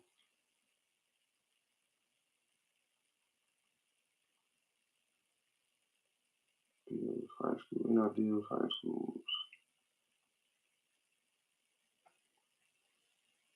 They say Atlanta, Florida student athletes at Florida high schools can receive a pension for their name, image, and likeness. At the State Board of Education on Wednesday approved the new rules proposed by the Florida High School Activity Association. Okay. So yes, they did pass it. Right. I mean, that's But good. That's good for do you the think athletes. do you think in high school would be a good idea to do that? Well, the world, like I said, we live in a world where everything is now stream based. uh, Social media just played a huge part Yeah, because that's true. like a brand wants to, if they know like a 5-star recruit could be a star, then they want him to represent their brand, and then that will bring them more money if that recruit can bring them like ton of money uh to their businesses or so, then that's where they now focus on them, because if their audience is big, if this one athlete has like well over 2.5 million followers on his on social media platform, then that's who they're Mm. gonna throw the bag to, based off of his social his appearance. And so, do I think it's a great thing for them to pay high school athletes? it's still a debate. I mean, it's still up in the air. But I what I do know is that I'm okay for college athletes getting paid. Yeah, You know, that's what. I think I, they passed a rule where now all I think I don't know if I'm not mistaken, 'cause I could be wrong, but athletes could now get paid. Like now they have yeah, like no, this. I just no, I'm not. No, there's nothing wrong if it's get paid. But these young kids, oh man, they want to spend money on ridiculous shit, though, man. So I I think that mean, can you blame them though if they in a situation where their no, I'm situation not. is No, I'm not saying blame them, but I'm just saying just be careful how you spend money, though, man. Like, cause like I said, kids will spend money, then all of a sudden when shoot, I mean, after when that money gone, now what? yeah, because there's some athletes you know coming straight out of high school, you think that they're oh dang he's a 5-star recruit or he's a 4-star recruit, but then he wound up being a bust in college. So yeah, I do get it because Yeah, they threw in all they invest all that money into this one athlete to turn out that he's not the player that everyone expect him to be. yeah. So yeah, I agree, and then yeah, you're right, It a depends hundred what state percent. you live in too, though, man. On top of that, you know what I'm saying? Because I don't know how different state how they deal with state taxes. I know Florida and Texas don't have no state taxes. That, you know what I'm saying? So you might have to deal with Yeah, federal, but yeah, not Tex, yeah, you're state right. tax big issue though, man. When it comes to these NIH deals. These Yeah, in, I don't have an issue, high school athletes getting paid as well. yeah, Uh, it's just preparing them for the pros. If they like that, yeah, if their skill translate to playing at a higher level, then it's just preparing them to just preparing them to uh, just showing them how to prepare and how to be financially uh, yeah. That's what. fundamentally sound, and then just be careful. You properly invest. Just be aware Yeah, who's yeah, around yeah. That's what I'm surround your trying. circle. Like the investment part, man. Like what you spending, man. Like just be careful what you're spending. Don't go out there and show off. Like I said, if you got like a black man out there, he's what I'm saying, he got higher following. He's a higher recruit. You know that. And what I'm saying, he grew up in a single mother household. He don't have no mentors around him. You know what I'm saying? He's gonna end up spending a lot of money on some shit that he don't fucking need. And like I said, like it's all about investments, and that's what I'm saying. Like these young kids need at least like an investment, like a mentor guy to learn how to invest your money in something positive, and don't just try and buy money just to show off with it, man. So Yeah, I agree. I agree with that point, but they're like I said, they don't have the resources to get the proper training, and I wish there were classes where they can take to learn how to manage their money, by how to learn, how to make the money work for you, not all right, working for the money. So mm-hmm. yeah, I do agree, and then it's Yeah, unfortunate, like you said, black boys, like black men in general, we're just the last people to get these information. We like to be flashy, and we like to show off and show the yeah. world that we got this, we got that, that we're selling ourselves short. So I Like 100% especially agree. when black, especially come from the hood, though, man. Like, 'cause when niggas come from the hood, like they talking about we never had nothing, they want this, never had nothing. But at the same time, you gotta be careful about spending your money. So, but I'm happy for, what I'm saying, they got these deals, I mean, for these kids, I mean, because at least have something, man. Because for us, I mean, I was, what I'm saying, like I say, like, cause to me, no man, like if I was in high school and we had this type of deal, I would have got on, man, because like, because I had a big name where I'm from. You know what I'm saying? So I like to me, I would have got these ideas too, but I would have had a lot of mentors around that time too to learn how to spend money and stuff like that. Because to me, And not to cut you off, but I think also as is a great thing for these athletes too, because remember back in the days, you hear a lot of stories of athletes, getting paid. when they're not supposed to get money Oh, from. yo. Right. So these athletes were these some of these athletes back in the day were parents. They had kids and they didn't know where to go to get the money to take care, what they need to take care of. So you hear the stories come out of, the sports world saying that, oh, this person been indicted on this, and these players that's professionals now are receiving improper benefits from this person that does Ponzi schemes, and he's giving these players these money because he know at some point these players gonna go to the NFL and sign that contract, and then all of a sudden in return he's gonna get his investment back, and Mhm. so they weren't allowed to uh make money off of their image, name and image. Um, and so that was a big issue of why some of the former players sued NCAA back in 2008, 2009, because they were getting underpaid. They were eating ramen noodles. How is it that we're athletes and we're out there sacrificing our bodies, and meanwhile, the university is making tons of money off of our name, image, and Mhm. likeness. So Yeah. that's why to me, to avoid all that, the allegations from athletes, you say, you know what? Okay, you're right. Let's pay these athletes, tons of money, and let them make their money off of their own, name and image and likeness for them. But it's separate from what they do in college. But they actually can make money like Yeah. through I'm endorsements and all that. happy kids that got these deals, man. I just wish that we had this shit back in the day, man, because I would have got paid. I would have got paid. Yeah, But yeah. it is what it It is, would have man. made life a bit easier. Yeah, for sure. Yeah, because I was working, nigga, I was working a 9 to 5. I was going to school. I used to work at this restaurant called Chi Chi's. Man, I used to go to work, go to school, go to basketball practice, go to my game, like all in one, man. Like this is crazy. And one thing is, like I had to cut my the schedule that had me working there. I had to work like at least like 2 times a day. And I'm at 2 times a week. You know what I'm saying? I didn't get enough hours working there. My paycheck like 30 some, 40 some dollars, whatever, man.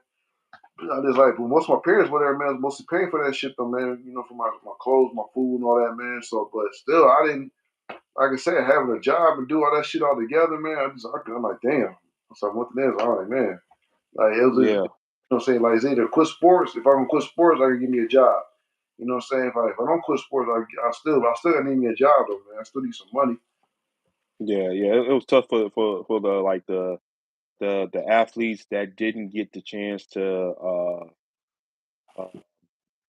reap the benefits of the NIL deal. Mm-hmm. And some guys that got in trouble for selling their own stuff.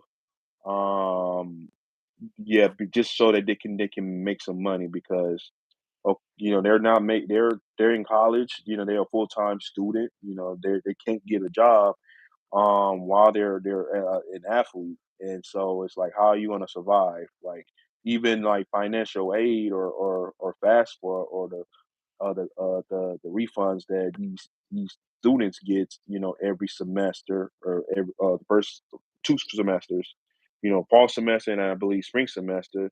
That is not enough. Like that thing goes, you know, yeah, that thing. Once you get that money, that's it. You Mm-hmm. unless you just gotta ask your parents to help you, so it's to help you out a little bit, with certain things. But yeah, these athletes were going through it, prior to them finally decided to pay these athletes. They're eating ramen noodles for God's sake. Yeah. That's the only thing that they can survive on. So, Mm-hmm. but that's why I say, to me, I don't mind these athletes or these high school um, athletes as well getting paid, because to avoid them getting sued I think to avoid them getting sued again, they say, you know what, let's just pay 'em, you know, because they make it's a $1 billion industry. Like, you know, the NCAA is a $1 billion industry, and so they're in businesses. Their business is to make money, not for education purposes. Well, yeah, education too, but Mhm. mainly, you know, to make money. So, but that's true. That's what you're seeing right now. You know, with these kids getting paid, offer them they offer them $7 million. You know, to promote Yeah, certain brands. And that's crazy.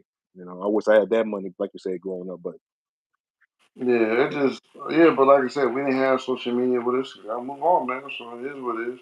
yeah, social media plays a huge part. Yeah, Yeah. So all right, I'm gonna go to. I know we've been talking about this Kendrick Lamar and Drake shit, man, and I'm gonna be honest with you though, bro. Like, even though this it's been done already, man, but and they're still beefing. no, it ain't still beefing. But a lot of people had, even though they said Kendrick won the battle, which I wish I give it to Kendrick, but as I look at it, Drake could have won that battle if he would have done it by himself. Cause it seemed like he seemed to have some people helping him out though, man. That's what I'm seeing from him. Like, Drake Drake to me is great, for making hits. yeah, He's to me. I always told people that great Drake is a genius when it comes to that aspect of making, great music for people to listen to in the club or whatnot. But going into that battle with Kendrick, I already knew Kendrick had yeah, it in the bag because remember that first diss track that Kendrick did going at Drake. I already knew then that Kendrick was that guy, like yeah. toe for toe, Yeah, like Kendrick used to battle rap too, though, man. He used to battle rap back. That's what it said. He used to battle rap back in the day, so he got experience on battle rapping. Drake didn't have experience on battle rap people, man. He just know how to make music. You know what I'm saying? Yeah, but you got to think about it too. Drake is coming. He's an actor too. He's an Yeah, actor, so he's great at putting on a performance. And that's what you seeing with a lot of people are what a lot of people don't understand though is about why they telling the public that I mean Drake is winning the battle is because of the fact is they going based off of numbers, album sales, and what he was able to do yeah, while and then Kendrick one year he'll put out a good album and then in the next 3 years he disappears and you never hear from him and then so and he's on top like Drake is on top as far as his music like is always on the top 100 billboards 100 like number one play song every week and just recently Kendrick Lamar just had well it's been like that since after the last disc that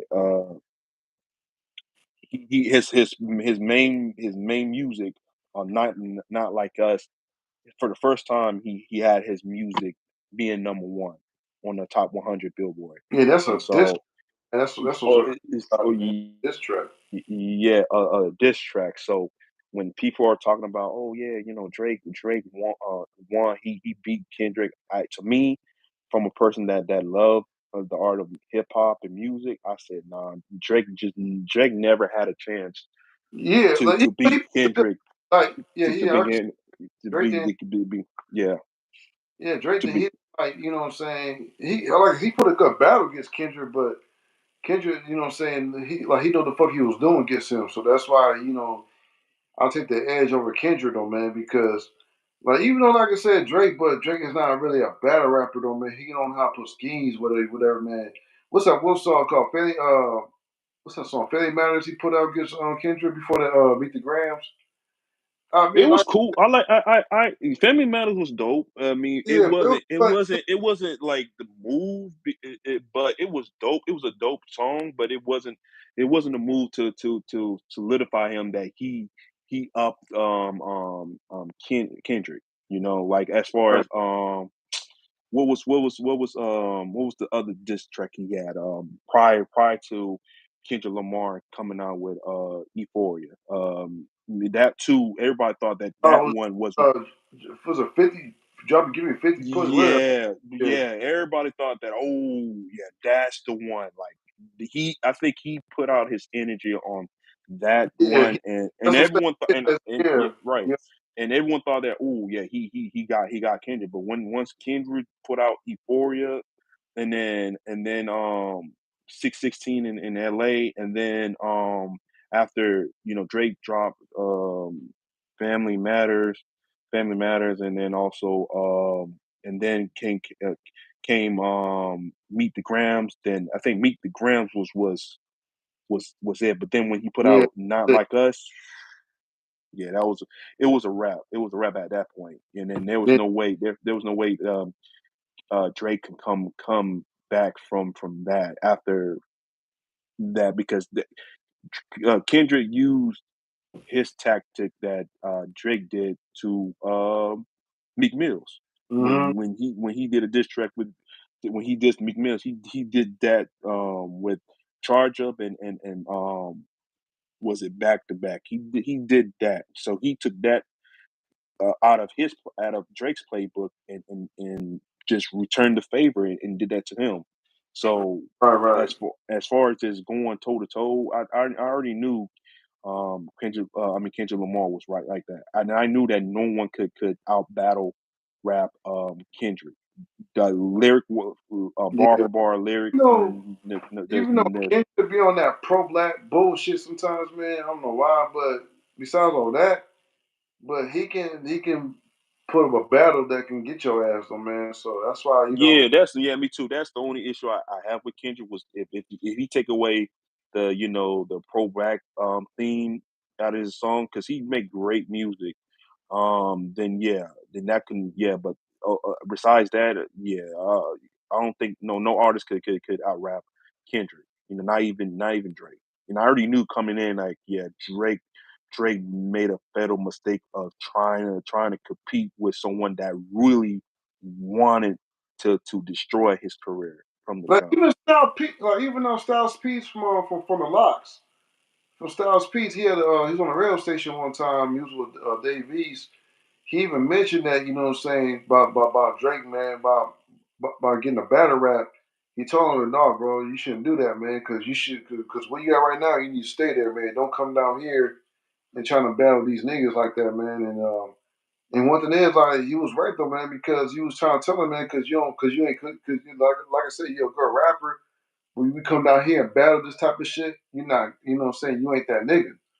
You know what I'm saying? You ain't that dude be doing that. So that's why, Styles P would say that, you know what I'm saying? Everybody thinks Styles P was talking about you just hating on Drake and all that. I was like, no, he's not hating on Yeah, Drake because yeah, because like, yeah, his style of me, his the way he raps and the way Kendrick Lamar raps, people can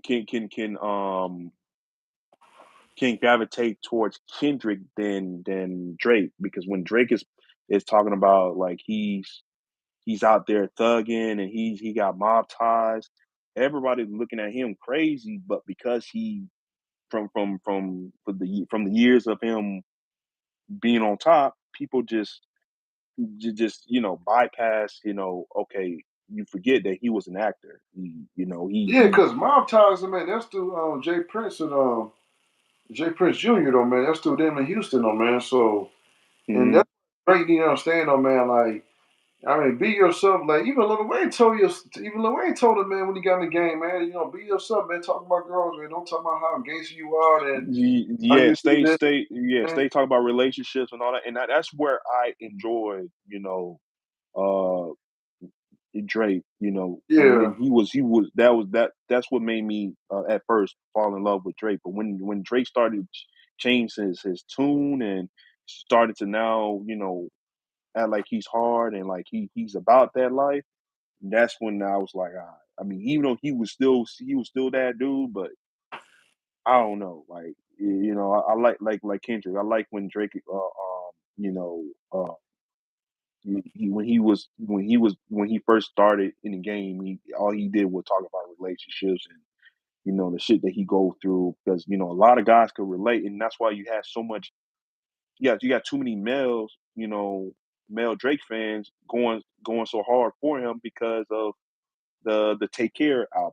The Take Care album was the one that a lot of men could relate to, and so they became a huge Drake fan since that time. And I could relate because in high school, that's after the tail end of Lil Wayne's reign on top as the best rapper alive at the time. Then Drake came along, and he just took over. The man just took over, and then Yeah, yo. it was there since. But the whole Kendrick Lamar battle, Kendrick between Drake and Kendrick, it's gonna go down as the best, the best, that we ever seen in hip hop history. Yeah. But I like I said, and I but just at don't. the Yeah, I just don't want people to think like so I'm hating on Drake because people think I was hating on Drake because I went viral on I ain't saying I went viral but I went on YouTube and said something about Drake having a ghostwriter. You know what I'm saying? Not YouTube but Facebook. You know how Facebook is. I went on Facebook and say yeah I was like yeah bro. 'Cause I was talking with this dude on my Facebook I know back in Iowa man I ain't gonna say his name but he I guess he's a Drake fan because he light skinned. So right. he's a Drake fan. He like listening to Drake. But I'm saying thinking like man, but I mean, yeah, bro, like he keep on bringing like Kendrick Lamar, you know what I'm saying? Yeah, but Kendrick Lamar got this or Kendrick Lamar got that. You know what I'm saying? Okay, are we talking about what Kendrick Lamar got or are we gonna talk about his rapping skills? You know what I'm saying? Against Drake. Cause you talking about what Kendrick Lamar did back in the day, Yeah, they're you always know, bringing up numbers. Right. dude, and all that, tell me all this shit like, yo, man, like I hear what you're saying, but Drake got caught with a ghostwriter, man. You know what I'm saying? Like there's credits that on this thing I posted on my YouTube channel that you know what I'm saying that those are real credits. You know what I'm saying? I found that shit on Facebook. Somebody had his credits that he had one of the songs. He has a ghostwriter. Cause what it says written by Drake. You know what I'm saying? Arby with his name and somebody else's name on the written by part. When it comes Hmm. to Lamar, it says his name only on the written part. So you telling me that I'm hating on man because okay, I could say that you know what I'm saying like he had producers track with somebody else, but on the written part it said Drake and somebody else under the written part. You know what I'm saying? But when it comes to Kendrick, it has his name only on there. And Yeah, people, like I was saying, he's a really great actor. And he know how to put on a great performance. Will he bounce back from this? Yeah, of course. It's gonna take him a while to bounce back, but it's just not gonna be the same as it was before he poked at the bear himself, which is Kendrick Lamar. I think Kendrick Lamar completely, destroyed him.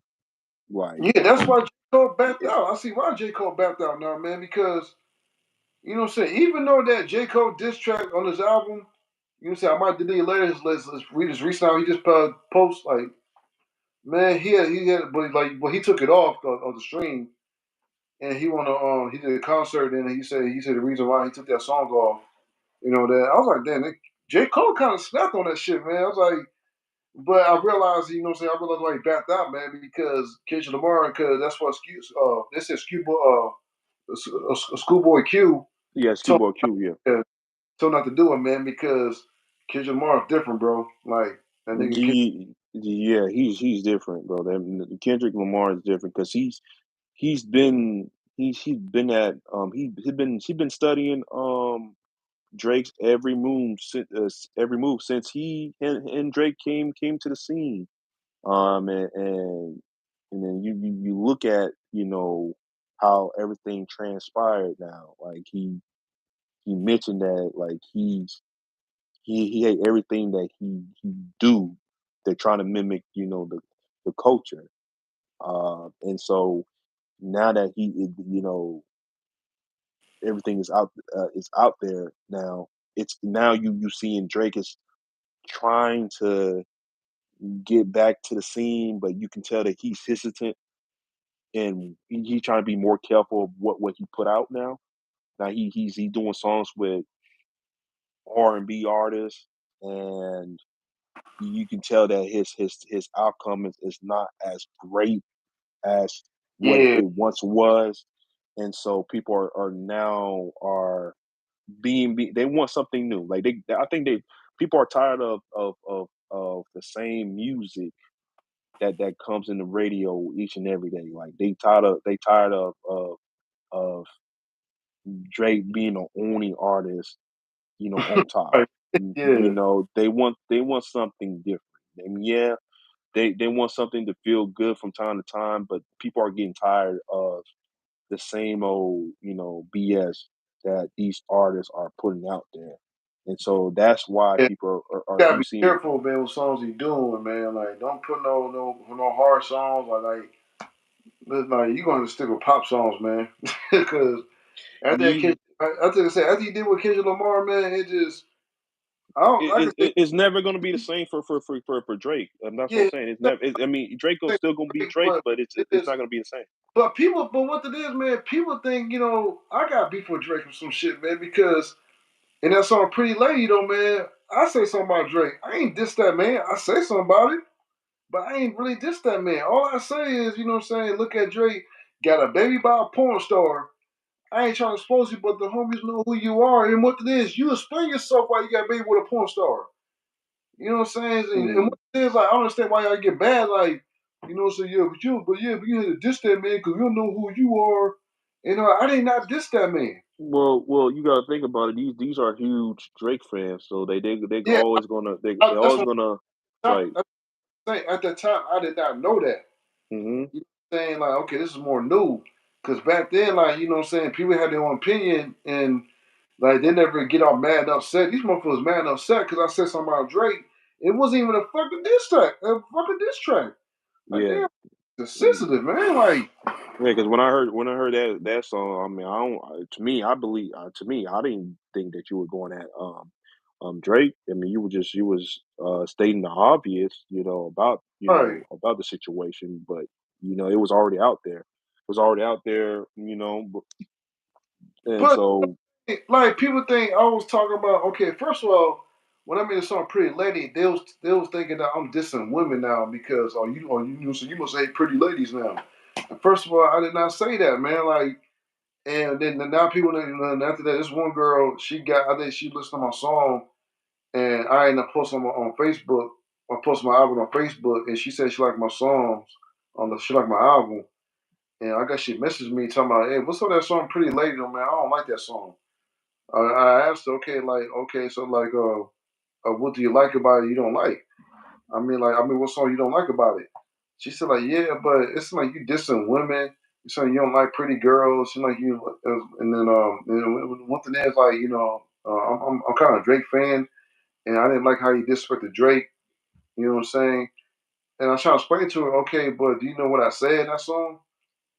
You know what I'm saying? But I did not diss nobody, man. I just said what people like rappers are like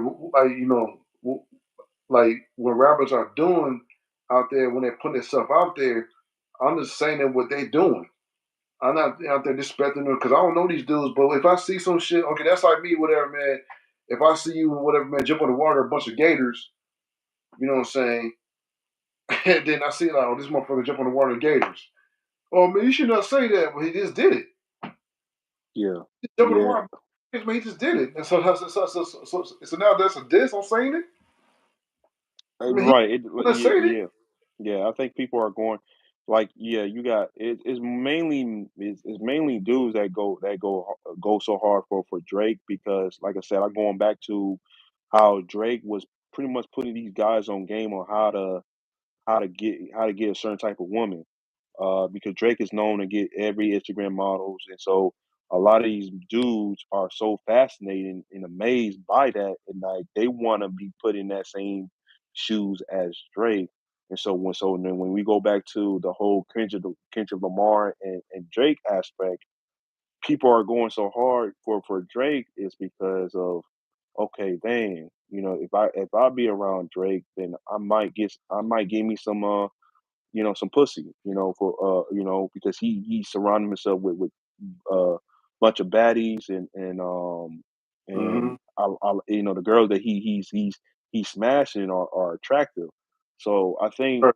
yeah, and instead of just saying that, okay, yeah, even though you could be a huge Drake fan, but you know that there was no way he had a shot at beating Kendrick Lamar in this beef.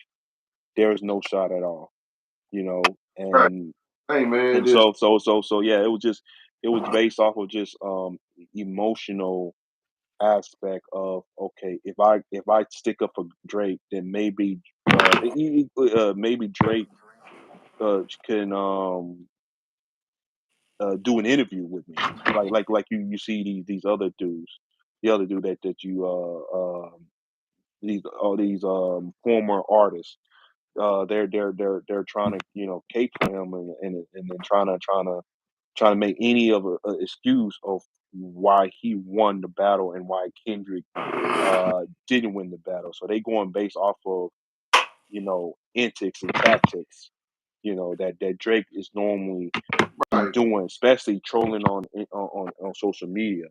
So it boils down to that, like, because Drake put a lot of men on game on how to deal with certain women in his early years.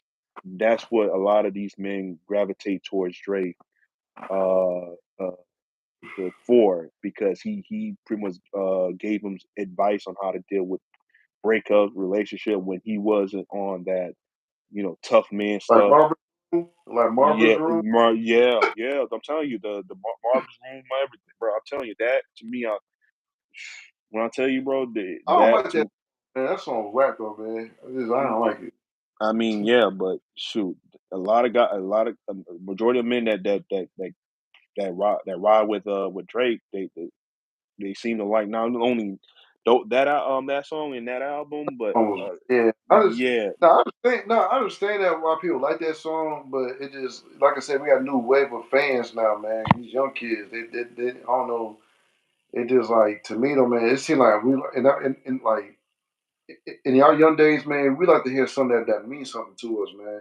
Like we don't care about how many females, how many bitches we fucking, all that type of shit. It just yeah, the like storytelling aspect, yeah, the yeah, like storytelling people, aspect. like we more different in our era though, man, because of young kids like us. So Yeah, it just not enough creativity with the producers, especially with the producers making these beats. I mean, okay, so it's cool and all, but they just do a terrible job of producing these beats, and then you using the same concept as the other producers use to do a song with this artist, and so it's a copycat league. If this one guy go viral on this one song, then okay, this other artist want to go viral as well. So they're going to use the same tactic as that other individual, and so that it comes repetitive, and people are tired. Before it was all good in game, and it get us hype, and it get us riled up, especially when we had a place where we're just having fun and just living life. Then yeah, we trying to get hype. But when you're trying to chill, you want to hear something different. Like, you want to hear something that you can relate to. And so what guys, that's why I'm going back to what I was saying about Drake and the whole idea of why people thought that Drake won that battle between him and Kendrick is basically because they felt a connection with him when early on, when he first came out, with yeah, with especially a YouTube guy. I ain't gonna say his name, but yeah, that's his name starts with angry, angry. Ain't gonna. He likes Drake. He said he keeps talking about Drake, and I'm like, man, bro, man, this yeah. A lot of dudes. Yes, man, you be surprised. Yeah, yeah, like but I mean, but he's making a content about it, man. About like, bro, man, like just let it go, man. Like listen, man. Drake. First of all, Drake's gonna be Drake, man. He's gonna, like I said, the man's not broke. He got a lot of fucking money. No, that man ain't dumb. That man is genius. Like I said, He, Drake is a genius. I think he'll bounce yeah, he's a, back, but it's not gonna but be the same. but yeah, he's not gonna be the same. But like I said, but he's not gonna be like that, bro. He's still gonna have more money than everybody else in the world, especially these rappers. So, cause I don't know why, but it's just like, but he just makes content every day, complaining, talking about, man, you know what I'm saying, about Kendrick Lamar. You know, explain to yourself, man, nigga, like, bro, man, like you in your 40s, in your fucking feelings about a dude that you ain't never met before. You know what I'm And, saying? and it goes back to what I was saying before. Their attachments was when he was just in that melody, zone where he was just singing But and how you get attached with that though, man? Like, I a don't like lot it's of like remember a lot of guys were at the time was trying to figure out like why these women are flaking them and not returning their calls or texts at the time and they because you ain't wanted got some and then until Drake this was going through that too. Right. Drake was going through that too. So he was singing, he was telling them like, look, this is what's happening and he was like, yo, that's cool because I'm going through that as well rest in too. And peace to so Pimp C, man. yeah, and so that's how even grown men too that's in their 40s they grew up they weren't around the era where they grew up they heard his song when he first came Yeah. to the scene It, and I, then when he became a it tough man. just no, it's just sad. No, I understand. I mean what you're saying. I just like I said, I grew up listening to Pimp C. I grew up listening to motherfucker Too Short. I grew up listening to what's up boy name, man? Dang, what's up boy name? Popping my mind collar, Mr. Big. Grew up listening to Oh, him. you talk about 3 6 Yeah, Mafia. you know, Dreams Mafia. But no, there's a dude who did that chorus called Mr. Big. And I remember one time he came to my hometown and performed. Yeah, like I said, that was Mr. Big. He been out a long time ago, bro. Every song, man, you know, he was talking about pimping bitches and hoes. You got what's called Dirty Boys. You know what I'm saying? Dirty Boys, like they all talking about pimping. And so I grew up listening to songs that niggas that use these they're talking about pimping, talking about players, how to you know how to get a bitch, how to leave a bitch. You know what I'm saying? I grew up them type of songs. I didn't They grow they're up from the South or the Midwest. for the South, yeah. Well, Like this yeah. type of Pimp short C, Too Short, yeah. in the But back. there's some other artists that you named that I'm not too familiar with, so that's why I was Yeah, asking. I'm saying like, see, that's what I'm saying. Like, I grew up listening to them type of artists, man. I didn't grow up, like I said, we had R&B artists listen to music, but one time I listened to R&B artists, listen to R&B artists have had a bitch with me trying to get some pussy. I Yeah, just, yeah. I ain't listen. I ain't really care about R&B music, man. I just want to listen to R&B music so I can get some pussy and get the fuck out because I know what your ladies like. I was trying to use that to shit, you know what I'm saying, and all that. You know, I'm not listening to R. Kelly and all that, but like I said, I grew up listening to Pimp C and grew up listening to Too Short and them two guys, man, and that's why, you know what I'm saying, I learned how women are, though, man, because how these bitches are. I didn't give a fuck about falling in love with them, shit. I But mean, well, that's what you saw with yeah, the battle. Like it came through. Okay, he makes more money than Kendrick.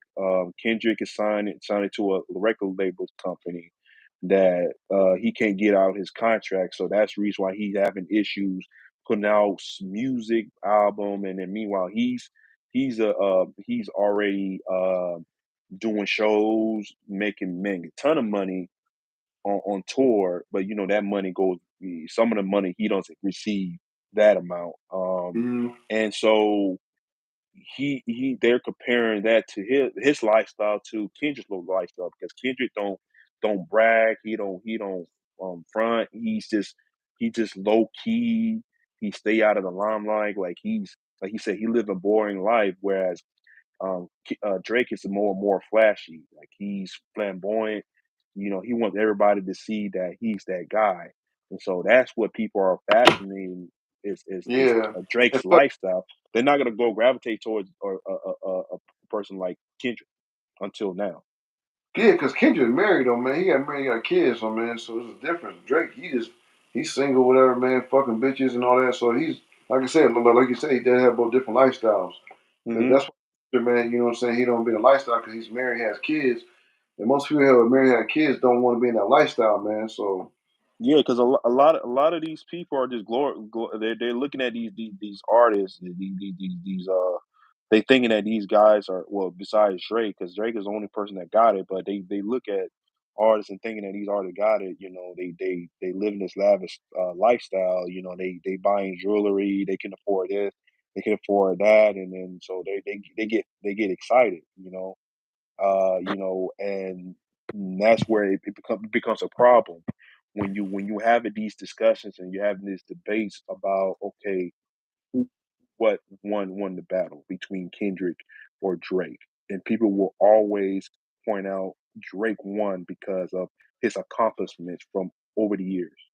So that's what you're yeah, seeing now. Not knowing that toe to toe, there's no way that he can out rap Kendrick. There's no way. No, there's no no. way. I mean, Drake is not built like that. yeah, I'm just like, yeah, like I said, when Styles P did an interview, he even mentioned that, you know what I'm saying, that Drake should not do that. He should not be involved. That's what, like I said, that's what J. Cole backed out.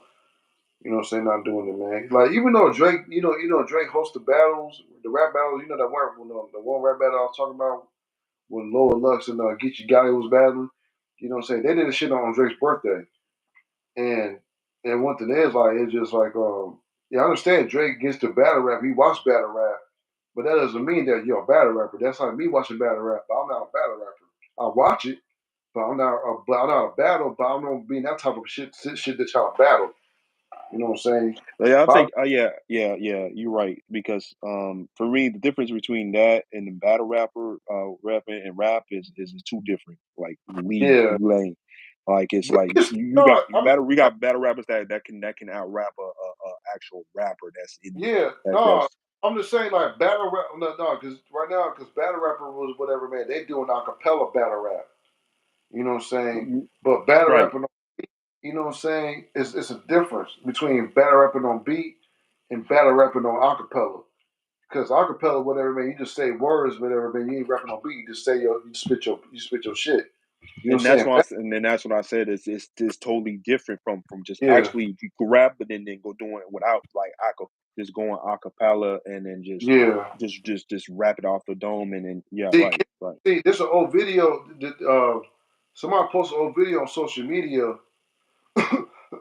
On social media, that Kendrick, they had a clip of Kendrick Lamar battle rapping acapella. You know what I'm saying? If I can find that clip though, man.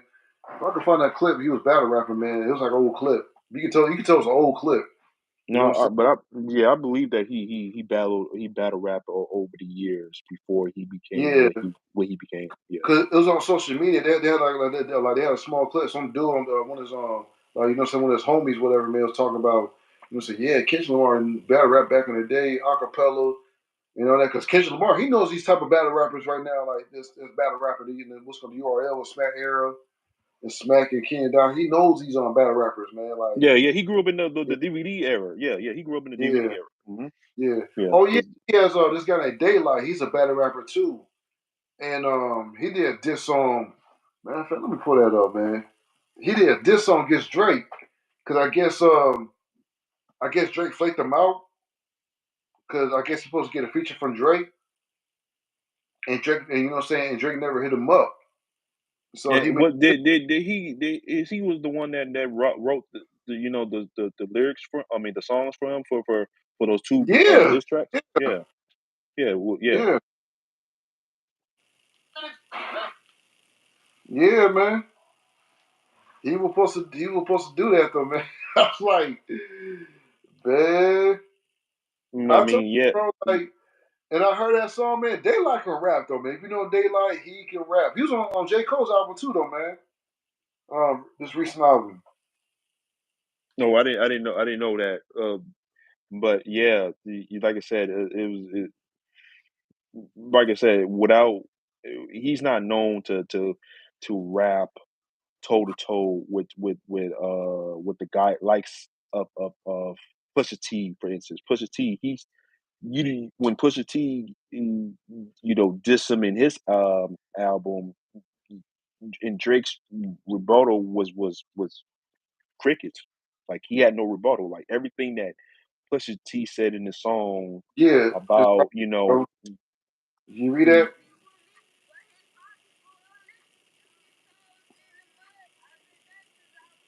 You see that right here? yeah, but he did say that he wrote one of those two diss tracks for Drake. Um, Yeah, but it's just like, but I guess he wrote a song, but I guess he supposed to get a feature from him. Let me see this, man. Let me see if I can get from this shit. I think it's a great thing. This is literally for everybody who like stays up at night and watches these shits. Hold on, what's that, man? Ain't that though? Hold on. What's that song, man? He did, man. And like he snapped on Drake though, man. Like, what the fuck? Revenge is easy. I was like, this nigga done snapped on him. yeah. I knew Daylight was a battle rapper. But I thought he was trolling at first when I first saw him. But then I realized, okay, He he wasn't trolling, man. At first I thought he was trolling too, but he was not trolling, man. That nigga, I was like, man, this is like, yeah, but he had a reason to troll. He had a reason to do that, man, because, man, like, bro, like, cause he, like I said, he thought he was gonna get a feature from Drake, man, or yeah. But I think what happened was after he helped Drake out with that putting out charged up and back to back. He he thought he was gonna get a feature with Drake, that Drake was gonna put him on, and Drake, the typical of him, he's just gonna use you for that particular moment, and then not, and once he got what he wants, then you just another item, or another person that he don't have to deal with no more, because mm-hmm. he got what he wanted. So though there's no need to reach out to you, for anything. So Yeah. Yeah, so yeah, I was that tricked me. I mean, when I first heard it, and somebody posted up on there, I'm like, oh, they like bro, this and Drake. I'm like, he got to be clout chasing, man. But I realized when I heard it, man, like, oh shit, this nigga does snapped up, man. I ain't gonna lie. yeah, it was funny too, like, because I didn't get into by accident I got into the whole Kendrick and Drake beef, because I was watching a skit from RDC World of that what happened, and I'm like, Yeah. wait. Mhm. So then I had to go back and listen to Euphoric. So that's when I got, because before then I didn't care. I could care less. Like when you put out that video of Chris Brown dissing Quavo, like, Yeah. like, to me, I already knew Chris. There was no coming back from that dish from Chris Brown. If Quavo put out any diss track, it ain't gonna hit. Like it's like Yeah, I was arguing with my boy Matt, man. Shout out to Sam, man. But come on, man. I was arguing with this nigga. He said Quavo, man. Quavo won that battle, man. I'm like, nigga, shut the fuck up, man. Like, you ain't not won that battle. And people didn't know Chris Brown can fucking rap, man. Like, cause yeah like I said, when he did something with Jordan Lucas, people forgot that not Jordan Lucas. Before that, I'm talking about him and what Busta Rhymes and all that. It was mixtapes that Chris Brown did back in the day. This nigga was spitting. He wasn't no singing song. It was like a little mixtape he was on. He was spitting, bro. Like, especially a song with Jordan Lucas. Man, he was rapping, bro. Like, nigga can rap. Like, I'm yeah. I like, man, was I, what I that was nigga I was on? I rather listen to him rapping than singing, though, man. hmm Yeah, I was surprised too. Like, because I never knew that Chris Brown would had it in his bag to rap like that. I'm like, yo, that man is snapping for real, for real. And then when Quavo came back with the diss track of him being like a coke What's up, head, Isaac? and UK in the building. What's going on? My bad. I got people in the chat. You know what I'm saying? Who's in the chat? Remember, I got somebody in the chat, man. Shout out to you. Shout out to Isaac from the UK. Shout out to you, man. Kids who do stuff. You know what I'm saying? Can you say what's up to Hunter? You know what I'm saying? Wait, I thought. No, I'm not Kobe, man.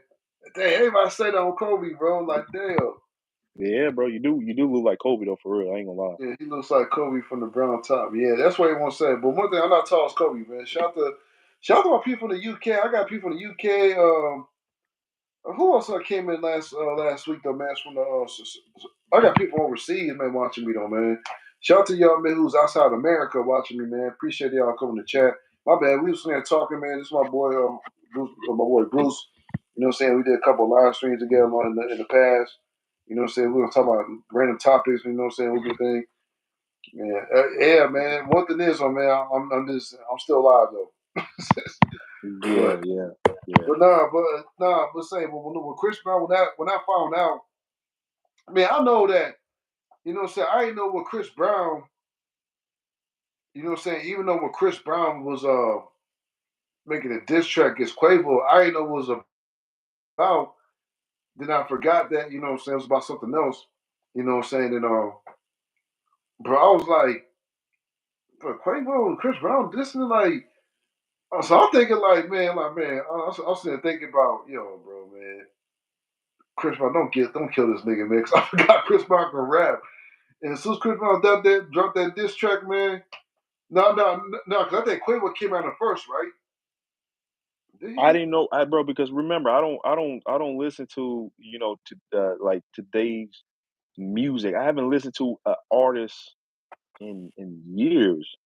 Like I'm more so into, like the old school type vibe. Yeah. That I still listen to old school view. I still listen to old school vibe, but to me, because I still do music, man, so I gotta get tuned in with this new wave because I gotta see right. what fan base I'm getting on, man. So that's why, Because for me, I still do music and all that. So that's why. right, because I'm more of a storytelling type of, Yeah. guy. Like when I listen to music, like it's more so of like you gotta be telling something that I can relate to, that something that happened in your life that happened in my life as well. And it's like, yo, I know, and then you have a message behind it. And so when that's why for me, like go like I said with with Kendrick Lamar, it was more so his life, his childhood, like growing up in Compton, like the struggles that he had to go through. People don't realize like how great of a storyteller he is. One of the great storyteller, you know, in today's, you know, generation. And so All right. I'm more into that than just the flashy stuff. Like, okay, when younger, I can bounce to Migos back in there. I used to bounce to Migos, Drake, or 21 Savage. Yeah, because is the beat hard? That's what I'm gonna jam. But behind closed door though, it's just more so this chill, laid back music. It could be jazz, R&B.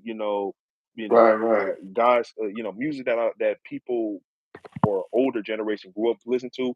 That's what I listen to. Like the Marvin Gayes, the Barry Whites, and the et cetera, et cetera. And then artists that you never knew growing up. Like if you ask your aunt, your uncle, your aunties, like, do you remember this artist? They're like, no, we never heard of that artist. You'll be shocked because you talking about independent artists. There was a lot Mhm. of independent great artists back in the day that people just Yeah, see, one thing is, we had OGs, oh man, that play our music and tell you what this artist is, man. These kids don't know these old artists how, man. So that's why, for me though, man, like they don't know, and they think like, I don't know, some odd reason, man, they think like, I mean, who's this right here? We never heard of him and all that, So we got to explain to them, man, where they come from, with their background, and how they came to this point. So yeah, so yeah, they deem those type of music boring because if it ain't got a good beat, if it ain't got a good hook, if they not getting turned, they're not getting hype and they're about to do something illegal. then yeah, they ain't having that. You know, they're not gonna listen to it. But you starting to see a shift. Whereas now you got the younger generation like, yo, I'm starting to dig. I'm starting to dig this artist this from back in the day. I mean, yeah, the music is dope. Like, Yeah, I mean, I, because like I said, when we was doing music back then, like we had a meaning to it. Like we had to, put more substance in like, our bars, whatever, man. Like, yeah, the beat hard, but if I get a beat though, man, sometimes, man, if I make a beat, I was like, okay, this be hard, man. I gotta say some shit that, people can relate to, that people can want to tune in, they want to repeat this shit like over and over again. That's my mindset when I'm making music, man. Sometimes, man, like I go in there, if I get like a good hard ass beat, I want to make sure that, I want to have people remember the song. Like, damn, I remember he say this. You have me change my life and all that. Cause like I said, this is a song I did. Oh man, people still listen to it, man. It's called "Trust Nobody," and they was like, "Yo, bro, like one of my dudes I know a long time ago, man. He still listen to that song, "Trust Nobody," and I did that song 10 years ago. And I was like, "Oh yeah, that song, yeah." That's like, yeah, that's one of my his singles, man. So he's like, right, "Yo, bro, listen to that song, man, because I can relate to what you said and I can feel what you was going through and all that, man. That's what we all going through and all that. So and that's why, type of music I make. I want to get that type of feeling that I can, so I can relate to people, man, what they're going through. Because like I said, we all human at the end of the day. We all go through some shit. Like even though it might be a different story, but it's the same feeling. You know what I'm saying? And I'm trying to put that out there for people, man, that that's been going through that type of situation, man. So I just want to tell my type of story. So that's what I like about music, man. You know what I'm saying? Hold on. There's somebody in there. They said, "Why is he sitting in the dark? My dad's looking at him. I don't know why he's sitting there. I can see him in the dark. I don't know why. Anyways, so, but it just like when you make music, though, man, it just I can lie, man, because I've been doing this shit. And like I said, when I did my first music, I was in high school. I was like 14 years old, and I remember one time I used to shout out to my boy Q Wells. We used to go after school, whatever, man. I remember we used to go straight to the studio because the high school was like at least like 2 minutes away where the place is at. You know what I'm saying? So we used to go to the studio and all that. The dude used to make a beat. See, and at the time, whatever, man, when I was 14, I just want to rap. I didn't know how to make a good. I didn't know how to make a song. I just want to rap on beats. You know what I'm saying? right, And so I just trying to learn. And as I got older, as I listened to my old songs, man, when I first started, I remember one time I was like 25. I started listening to my old songs. I was like, damn, man, I was just rapping, man. So, cause I remember this one dude I know named his name was Lee. You know what I'm saying? He's from Red House Productions. You know what I'm saying? And I used to go to the studio. I remember he told me that one time, whatever, man, I was rapping. He said he didn't like me. He didn't like when I was rapping. I was like, oh damn. So that kind of fucked me up a little bit, you know what I'm saying, as a young kid. And I was like 15 years old, you know what I'm saying, going to the studio. And when he said that though, man, like I realized, man, you know what I'm saying, I like, you know what, I'm not gonna get mad, I'm gonna get better. You know what I'm saying? Cause for me, so when it is like I learned I started writing songs and shit, man. I used to watch all the artists, you know what I'm saying, like Jay-Z, and I used to watch Tupac, listen to his songs, how he substance his songs in, how he got his rapping flow, how he, you know what I'm saying, how he catch his flow, how he say this, how he say that, how you rhyme with this word. I just learned it. You know what I'm saying? How I learn how to do this shit in my own way. So I just trying to do this shit in my way, but listen to other artists, you know what I'm saying? And so after every time, whatever, I kept recording. As I kept recording, whatever, I started getting a lot better. I started thinking more. You know what I'm saying? Saying shit, just saying a bunch of bullshit that don't mean nothing, whatever, and all that. And that's what I was doing. I was rapping. When I started rapping, I used to say a bunch of bullshit. Tell my man, I'm gonna get a gun, clip your fucking head off. You know, just saying shit that don't mean nothing. But as I listen to like NWA and all that shit, and they start saying shit where they from, you know what I'm saying the shit how they go and what they do and all that. So I'm like, you know what? I think I need to talk about where I'm from, the stuff I was doing and stuff like that, you know what I'm saying, and go from there. And ever since then, I started building my way up. As I got in my mid-20s and all that, people think like, man, you got hella better, man. I remember it was in high school, though, man. You was kind of okay, man, but right now you getting dope, nigga. So I'm getting a lot of buzz right now, man. So it is. Yeah, it's I more got like learning. yeah, yeah, yeah. It's a more of a like your progression. Like you see your growth from over the years when you first started doing music, and then once you work at your craft and then get better at it, then you see the results, and you don't see that with cats that's trying to get into this music thing. They think that okay, just one viral clip of them rapping will get them signed to a record deal, and then that's where a lot of these artists get in trouble because they don't know what goes on when you sign on the dotted line of a 360 deal. But I'm not too familiar with it because I'm not a musician myself. But It's when you it's a bad deal because you're not getting all your full royalties. You know, yeah, all your sales and saying shows or whatever you're doing with your show. You're not getting 100% because one thing is the 360 deal. Like so you got this label because one thing is like the label you're on. Says two labels that's on top of you that's running shit. Same thing with what I'm saying, like when Wayne and when Cash Money was when what's called Little Wayne had Young Money, he was still under Cash Money, and Cash Money was under Universal. So that's supposed to be like a street 360 deal.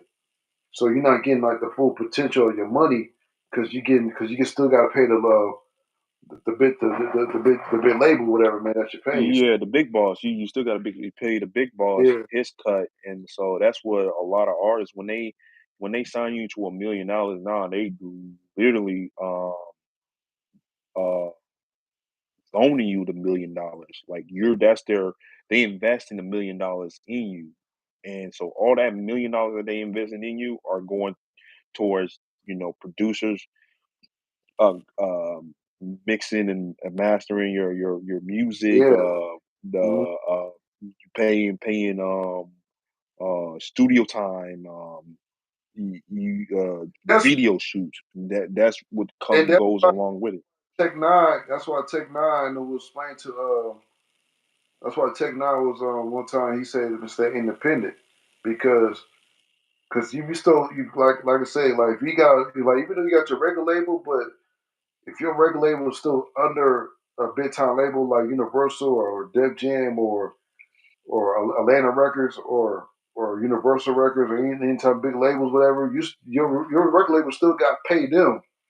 You know what I'm saying? Because you still own producers and stuff like that, man. So Yeah, yeah. So that's that's yeah. and that's why I learned. That's why I did that video like a couple years ago. Like that's the reason why I did not sign that contract from Atlanta Records because you know what I'm saying? Because there was some things I didn't like on the contract. That's why Ti and Lupe Fiasco's not with them. Because we got to think about Lupe Fiasco's with that label, Atlanta Records. He Yeah, it was a Gerard, it was a bad deal with him, yeah, Ti. Yeah, it was a bad deal. Like yeah. It's like I he said, knew when it. I contract when I was with MySpace, you know what I'm saying? When I got that contract through that mail, I was reading that shit. I was like, no, I'm good with this, man. I'm good. I can't. No, because I see that, you know what I'm saying? Like I got paid. Like they was talking about the record sales on that contract. They was talking about the most of the percentage of my record sales I was getting.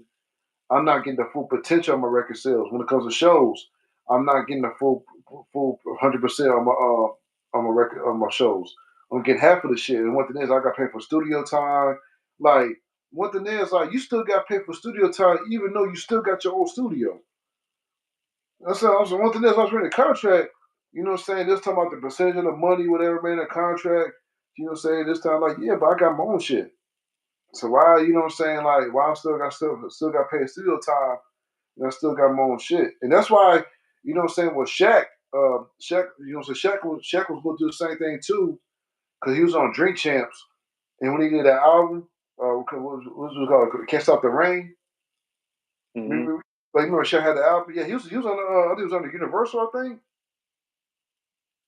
You know what I'm Yeah, I saying? remember. I remember he put out an album back in the days. He did one Yeah, song with Biggie. Yeah, that was the only yeah, song. That was the only song I liked was when he did when he did yeah. that song with Biggie. That was it. But he took. But what it is, oh man, like the same thing when they told me about Atlantic Records, he's going through the same shit because they say he had his own studio in Orlando when we put Atlanta Magic. He still had his own studio at the time. No, he was going to L.A. Well, he's still in Atlanta Magic, but he had a studio in he still had a studio um, Orlando. When he still had that mention. I remember when Yeah, he that still man. had that man. Yeah, Yeah, yeah, yeah. So it was called Windermere, whatever. yeah. The He, Windermere, right? Yeah, but just say he has his own studio. They say he still had to pay studio time for that. I was like, and what it is, he told me that he didn't get. And what it is, he told me that man, the reason why he didn't want to, the reason why he quit rapping. You know what I'm saying? It wasn't that because he was something. I mean, his songs wasn't good. Like I said, Shaq can rap. I can say Shaq can rap. You know what I'm saying? He just that it was like the one thing it was like it was just the business wise of it. You know what I'm saying? That's why yeah. mostly rap quit doing music, man, because like cause most of the shit, man, because of business. Yeah, they don't Money educate. came They out don't there. yeah, they don't educate. They don't get a lawyer to look at the contracts that they sign, and so they wonder um why these big record execs are um bleeding them dry. Somebody said, "What's up, Kobe?" All right, yo, these Kobe jokes, man.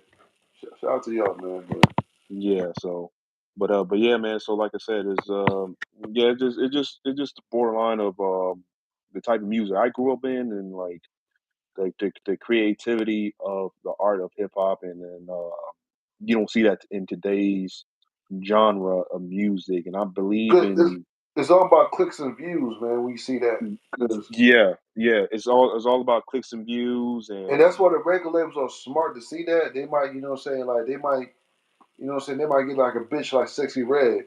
You know what I'm saying? Because a lot of people might listen to Sexy Red on man, but one thing is like everybody know that what I'm saying. Like I mean, a lot of people don't like Sexy Red. You know what I'm saying? But people still gonna view her. They're still gonna talk about her. You know what I'm saying? How she is and stuff like that. yeah. I mean, yeah, So the like the female artists are doing so bad because of they how they got on, and how they pretty much got into the scene is based off of their looks, and them just putting out explicit content of music. And so I don't you listen know you to rap though, man. I mean, I used to, man. When what I'm saying, like my favorite. Well, she used to, but I don't know not anymore. But my favorite female rapper was Eve from Rough Riders. That's Yeah, my female. Eve. Oh yeah, Eve. Yeah, I say Eve. After Eve, I mean, there was a couple that try to compete with her. Like you had your nobody can Foxy fuck. Brown, like Foxy Brown. What's her name? What's her name? Shoot. My Ruby She Mom. yeah, she was part of that era too. That era, but at that point, I think she was in prison. She was in jail at that point. Yeah, she was in jail. Yeah. Yeah, but you talk about her, Foxy Brown. You had a couple of female, but it wasn't until Nicki Minaj. But Minaj was like the she was the pioneer of paving the way. You know these women to rap the way they I just rap. don't like Like her. I just don't like how she rapped though, man. She raps. She just goofy though, man. When she rap Nicki Minaj, I like her though, but she just y- sometimes she just rap goofy though, man. Like just goofy yeah, about her that she raps about. I mean, like I said, shout out to her, man. But yeah.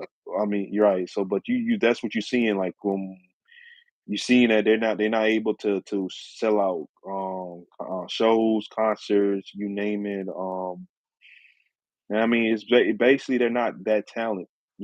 Talent wise, they look good. Okay, cool. Like um, if they they have a sex appeal to them, then yeah, that's what's gonna sell. But to Right. translate, That's like the thing trans, about it, man. yeah, Like, cause see, back then, what's that old girl name back in the day?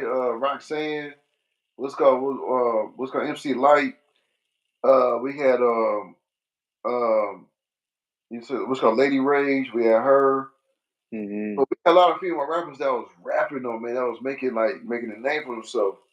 But like you said though, man, most of the females are mostly sexualize their body and with their looks and all that. Then like they're not even good rappers, man. Like and Gorilla, man, she sound. I mean, Gorilla, that one chick that we listen to right now, Gorilla, she's okay, but she sound like a fucking man. yeah, That's yeah, the thing about Glorilla. man. Yeah, I mean, I think she could be a great female artist if she has not.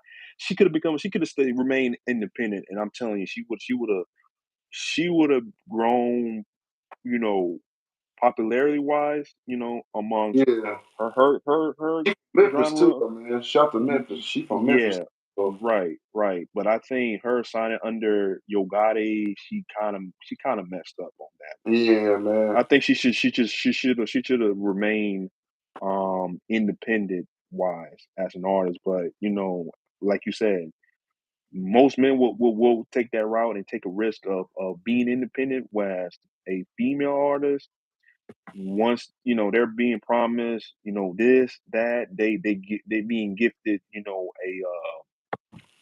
a Rolls Royce or a Bentley, that's what wins them. Like that's what wins them. And I wouldn't be surprised of she does other things too to get what she wants, because it's obvious. If you producing a female artist, of course, you, Yeah, you know I think like I said, man, like we live in a time that it's all about clicks and views and all that. So hmm like whatever what I'm saying, people get clicks or whatever. That's what they was looking for, man. Who gets the most views and clicks? They're not looking for talent. They're not looking for what I'm saying, who has a better brand of music, makes better music, whatever, man. Because back in the day, you had to make better music. What I'm saying, if you want to be on top of the game.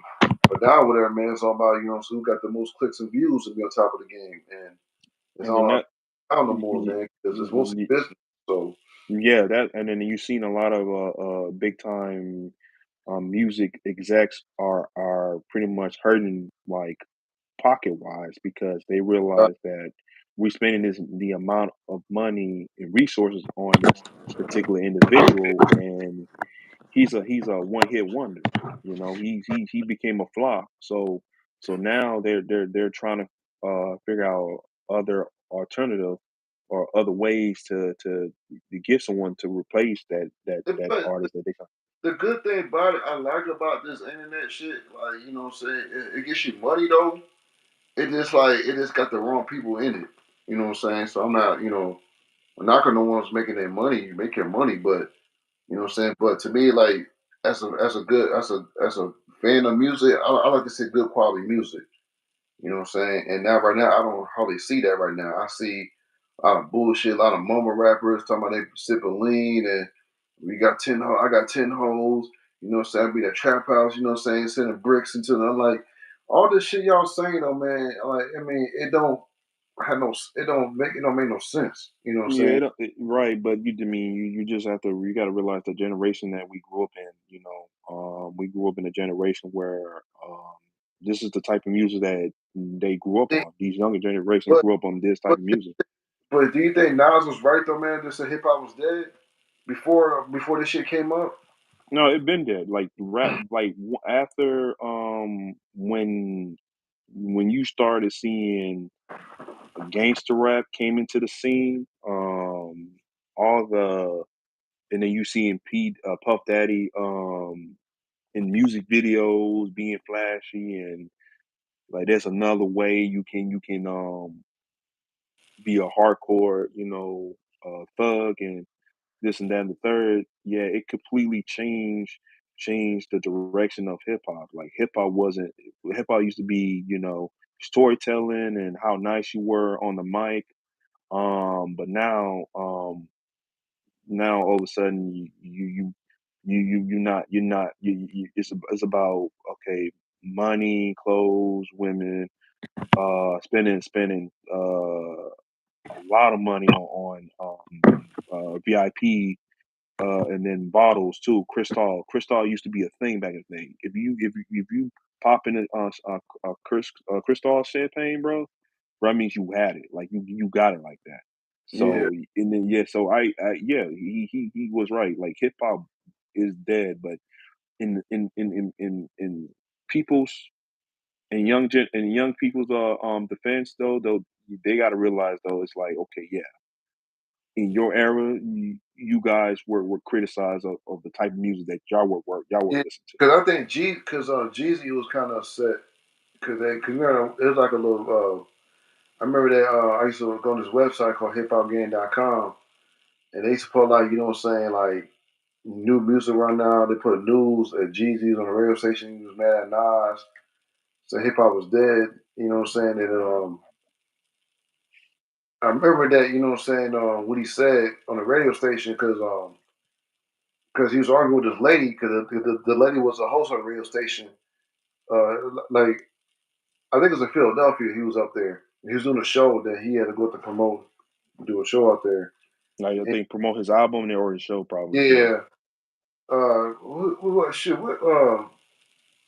Yeah, he was doing a show out there. He was in Philly, but anyways, he went up there. The lady asked him about the Dons, you know, what I'm saying with the hip hop, whatever, man. He said, man, I think hip hop, I think hip hop was still alive. You know what I'm saying? Because I mean, it was still alive, but it's not. It's not how it was. And one thing is, my man, and the lady was trying to explain to him, man, like what hip hop is right now. You know what I'm saying? And but Jesus, like, who said it was dead though, man? He said hip hop is dead. You know what I'm saying? Like, you know what I'm saying? Because and the lady thought that, you know what I'm saying? Like, so no, Jesus asked the lady, you know what I'm saying? Like, so what I'm doing is not hip hop. And the lady's like, no. She was like, no, no, no. No. She said, no, I'm not saying that. You know what I'm saying? What you do is not hip hop. It just there's certain criteria of what people are doing. Music is partially dead because they're not doing hip hop music. You know what I'm saying? But even though King say Jeezy doing hip hop, I say Jeezy. I'm like, you can say Jeezy doing hip hop, but it's a different way of doing hip hop though, man. And he was getting upset with the lady talking about, you know what I'm saying? I mean, listen, man, and listen, hip hop's alive. I don't know what you going through and what you saying out there, all that.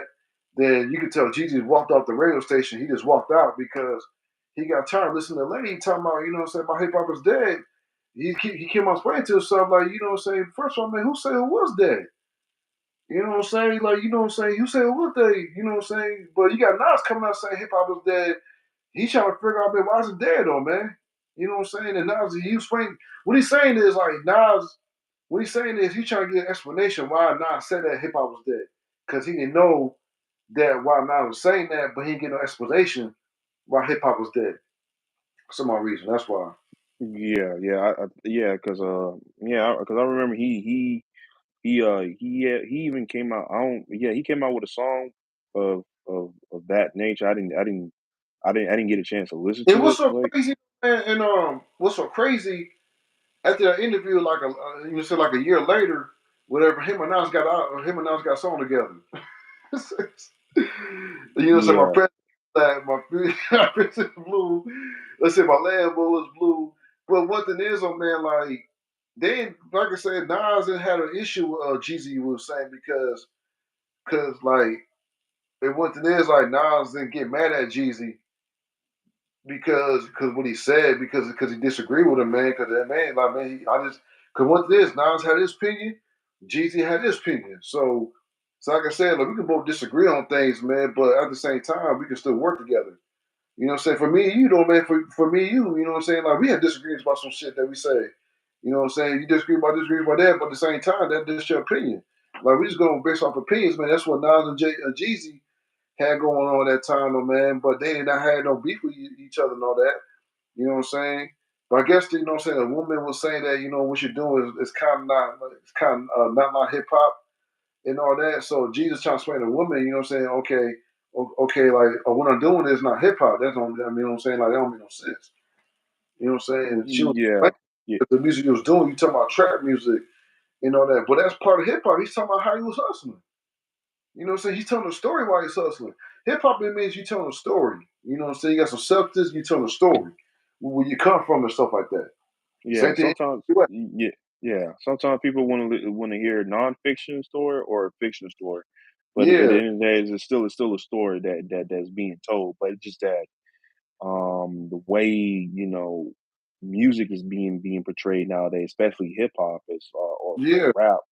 It's you compare the two. Like if you just there to just get a check, then that means you don't love the music. You don't love what you do. You just do it because you know that you can make a ton of money off of it. Whereas I know a person that love the art of the music and that they are passionate about it, and so they put forth effort into making sure that they put out a good product, right. and so that people can hear what they got to say. That's why, and that's why because we was. I remember a long time ago. I was at my boy's house. It's like a long time ago, man.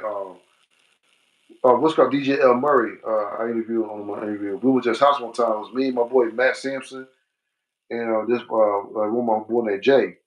We was on the table. We was all drinking. We was all drinking, smoking, whatever, and all that. We was arguing about who like rappers. So you know what I'm saying? Who does rap? Who raps? And who does hip hop? You know what I'm saying? Because there's a difference between rap and hip hop. Because when you're rapping, you just rapping a bunch. You just freestyling. You know what I'm saying? Like you ain't got nothing written down. You ain't making no storytelling and all that. You just rapping. But hip hop, you tell a story. You know that. So we was naming all the rappers like you know what I'm saying. We were saying like Nas. Oh no, you know what I'm saying. Like it was what's called is Nas rap or hip hop. And to me though, man, I say Nas is real hip hop. And I think my boy James, no, he's rap though. He's rapping. No, he ain't rap though, man, because he's telling a story though. You know, explain to him about hip hop. He went to the B and J was gonna argue me like he was talking about hip hop. You know what I'm saying? Like, about between hip hop and rap. Hip hop, you really telling a story and got some substance. Rapping, you just say a bunch of shit, you know what I'm saying? A bunch of jewelry, you know what I'm saying? I got a bunch of hoes up fucking around. Yeah, it has no substance to it, right? There's no substance, you know what I'm saying? That's rap. You know what I'm saying? We were saying about 3 6 Mafia. You know what I'm saying? 3 6 Mafia, that's rap. You know, I like their music, but at the end, they're not hip hop, they're rap. See, Jeezy, when I said when we was talking about Jeezy back then, you said, well, okay, well, what about Jeezy? Is Jeezy rap or hip hop? He's kind of mixed. You know what I'm saying? It Yeah, depends he's in the what now. middle, right? Because you can't tell if Jesus is telling the truth or not. Like sometimes he Yeah, what he's saying in there, yeah, I can understand where he's coming from because he grew up on that lifestyle. But then I asked the question like, okay, you saying all of this, right? You saying you trapping and you doing all of this, then like aren't you just you snitching? Like are you like are they have you been have you been convicted of this crime or that crime? And so it's like at that point, is if the story legit? And so that's what he didn't understand what Nas was saying when he made that statement that hip hop is dead is because okay we had a meaning to what we were rapping about, like what we were saying, like yeah, we were telling you that okay, this is what happened. Like I seen it in real time when I was 10 years old that a friend of mine got shot in front of me. He got killed in front of me, and then I dealt that pain until I got older, and then I mean that's pretty much uh yeah. And he that's and then people could relate to it because they seen that happen to them too. So it's like and, you don't and don't then that Nas, he's like I said when I was when Nas came out with that song, it was on for Stillmatic back in 2001. He had a song called "The Rewind." Bro, he made a no. He was telling a story in reverse. You know what I'm saying? Like, you know what I'm saying? How the story started at the end. It told the song, he told the whole story how it started in reverse. So I'm like, how this nigga done? That's like the most talented song this nigga did because you know how much time you gotta do that to make a song to, you know what I'm saying? You like do a song reverse, do a story. like what the is like on the song he was telling a story, but he was telling a story how to end it, all the way all the way how to begin. I was like, what the fuck? Like I'm just listening to the song, like man, I'm like at the time, I'm like man, how this nigga done that song though, Yeah, man? How he that was the that's the creativity yeah, I'm talking great. about. Yeah, Yeah. You yeah. creativity, a rapper, you just rapping. Mhm.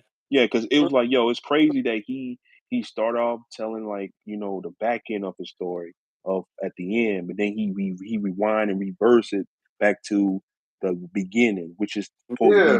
the right. So Like to this day, that's still nobody did that shit, man. Cause it's just like, bro, like, cause to me, when niggas tell a story, they tell it from the beginning to the end.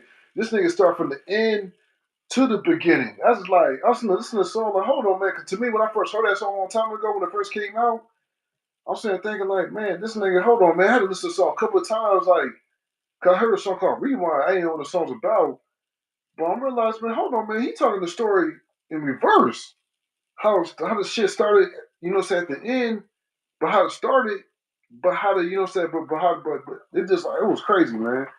yeah, yeah, we just it just sad, and the only person that's doing it right now is Kendrick. And then Kendrick, Yeah. I can throw in J. Cole, but to me, I'm not a huge J. Cole fan. Like I was never a fan of his. Like Oh yeah, though, man. yeah, like I'm yeah, like Yeah. same thing with Kendrick too.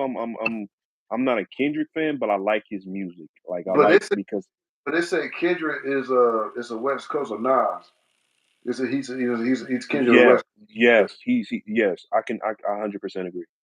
Yeah. Yeah, I 'cause, think yeah, this nigga like Kendrick dude, because like I said, like but it just like with Nas though, man, like I said, I'm a big Nas fan. And like I said, people argue with me all the time, man, you know what I'm saying, about Jay-Z, but yeah, but Jay-Z had no, more I think Nas. To me, Nas is the best rapper that came out in New York. Like in my opinion, yeah. because of Nas, I love Nas too. Like from like you said, Illmatic, and then his second album, I am man. yeah, Uh, yeah, Dog, like I said, like that movie I Am, bro. I remember, like I said, I was going to high school one time. I used to listen to music called listen to this album called I Am. Man, I used to listen to that shit like every day go to school, man. Every day. it just speaks to your soul. Like, but they don't make these type of music no more. Well, Uh, like only like, Kendrick does and make now, that, like but I said, any other art, yeah, man, probably now's my day, probably my favorite artist from New York. Everybody say Jay Z, yeah, Jay Z, yeah, Jay Z. I like Jay Z though, man, but like Jay Z wasn't like the artist I want to tune in every day. You know what I'm saying? yeah. Jay Z wasn't for me. Jason same thing with Biggie, with Pac, same thing. They weren't my those wasn't my artists that I I mean, I can say like. Biggie wasn't no man. Biggie wasn't the artist I want to tune in every day because Biggie hit his damn voice, Big Papa. He just put it like man. Like I mean, I like Biggie, Yeah, but Tupac, man, Tupac, he just. The only reason I like Tupac because like because he talk about what shit's going on, what's going on today. You know what I'm saying? So some shit was going on today. yeah. Like but I wouldn't put him in the same category as Nas or Oh Mob Deep, or them, because he's from what, New York too, right? yeah, Tupac, from Harlem. He grew up in Baltimore a little bit. Then I yeah, think like in his late teens, he moved to California. yeah, in his mid-20s, yeah, He yeah. meant to So moved to California. So, yeah, for sure, man. But but yeah, man, it's just like that said. They just don't make no music. They don't make the music like they used to, bro. Like we're just gonna have to wait and see if any person can wow us with something amazing, but I besides would, Kendrick. but if I have a chance, I would like to do a song with Nas over one day, man. You know what I'm saying? That's the song I want to do with Nas. You know what I'm saying? Or you know what I'm saying? Or do a song with him, or actually, or at least produce a record for him. You know what I'm saying? Because I like I said, Nas. He can, like I said, I grew up listening to Nas, man. So it just like me listening to him, though, man, made me feel like, okay, cool. I need to step my game up there if I'm gonna be in this position where he at. You know what I'm saying? But if I had a chance, man, I would have, man. But I ain't gonna lie, I want to do something with Prodigy though, man. When he was, rest in peace though, man. The Prodigy from Mobb D. You know what I'm saying? Because he's my favorite artist from Mobb D. I like, you know what I'm saying? I like That's what I enjoy listening to out of those two, out of the Mobb D group duo, him and what's his name? Havoc, Havoc. Yeah, Havoc. Yeah, Havoc too. He's cool. He's cold, but Prodigy was the guy that I tuned yeah. in like I to a point where I listened to that album. Was it what's the American Most Wanted. no. That's no, not American Most Wanted. I didn't tune in listen to Oh, that album. um, What's that album? no, Everybody um, Infamous? No. yeah, It's, Infamous. it's Yeah, Infamous. Yeah. yeah. Yeah, that like that like I said, that album to me was like I'm just trying to yeah, the Infamous. Yeah, that's to me my favorite album out of the albums, all the albums that Infamous. they did. Yeah, Infamous was the one. And out of my favorite Nas album, I say I'll still put Stillmatic. I mean, not Stillmatic, Illmatic Yeah, is what. Murder Music and Femi. What's that one album, man? Yeah, American Most Nightmares. That came out right after I got from high school. Yeah, I Uh, remember that song. I remember that. Yeah, it came but out. That was Murder, that. Murder Music and Infamy. Hmm. Infamy is my best one, though, man. Yeah. So I mean, those are the only two artists, two artists that I or the group, Mobb Deep and Nas, and for me, uh, I could throw in a little De La Soul into the mix, Yeah, but they like. they not part of. They say they're not part of New York, but they still New York to me in my eyes. Even though I'm not from there, but I like their flow. I can vouch. Uh, Try Call Quest too. Them too. Um, Mm, but yeah, but yeah, it just deep though, man. They just like Mobb Deep and Nas. It's just something about Queens, man. I listen to Queens music. Like it's just something about them, though, man. Like yeah, they move different. Yeah, they yeah, move different. Yeah. yeah, that's what I'm saying. Cause I kind of wish, like I said, if Prodigy was alive, man, I would definitely do something with him, man. Because it just the songs he been making, though, man. I can basically relate to them, man. Like, cause the shit you talking about in Queens, I've been, cause like I said, I've been in New York, I've been to Queens out Hmm. there, so I know how this shit operates. And but like I said, like I go that see that's the reason why I like to travel, man. Because when rappers talking about where they from, shit, I want to go out there and see what it look like, man. Cause see what you talking about. Yeah, So, yeah, yeah. See how you living. Yeah, exactly. all right. Yeah. Yeah. But look, man, we're gonna close the stream now. We're gonna, like I said, we're gonna come back talk more, man. But we ain't gonna be on all day, man, because I know you got, so you got some shit to do, man. It's getting late though, man. So, Yeah, for sure. I got and things to we're gonna do in come the back and morning. talk more though, man. You know what I'm saying? Appreciate y'all coming along. Hold on, let's see before we get off here. Who came up and say something, man? Kobe, you look like Kobe. This is a Kobe channel. I don't know what the fuck why he say that. He said, "Tell Bruce to pit." I don't know what the fuck you mean by that, but all right, I guess so. But anyways, man. But look, man, we got this live stream, y'all. I appreciate it, man. Y'all tuning in, man. Next time we'll talk more. You will see more Bruce, though, man. You know what I'm saying, in the past, you know what I'm saying. But yeah, bro. But now, man. But I'm glad we got this conversation, man, because we've been having this Mm, conversation about the yeah, like for sure. Yeah, over so the phone. Right. what's going on. So Yeah, for sure. But thanks for having yeah, me though, man. man. But for sure, man. You listen, man. You have a good night, y'all. Y'all take care. We're gonna be out of here, man. Peace. All right, peace.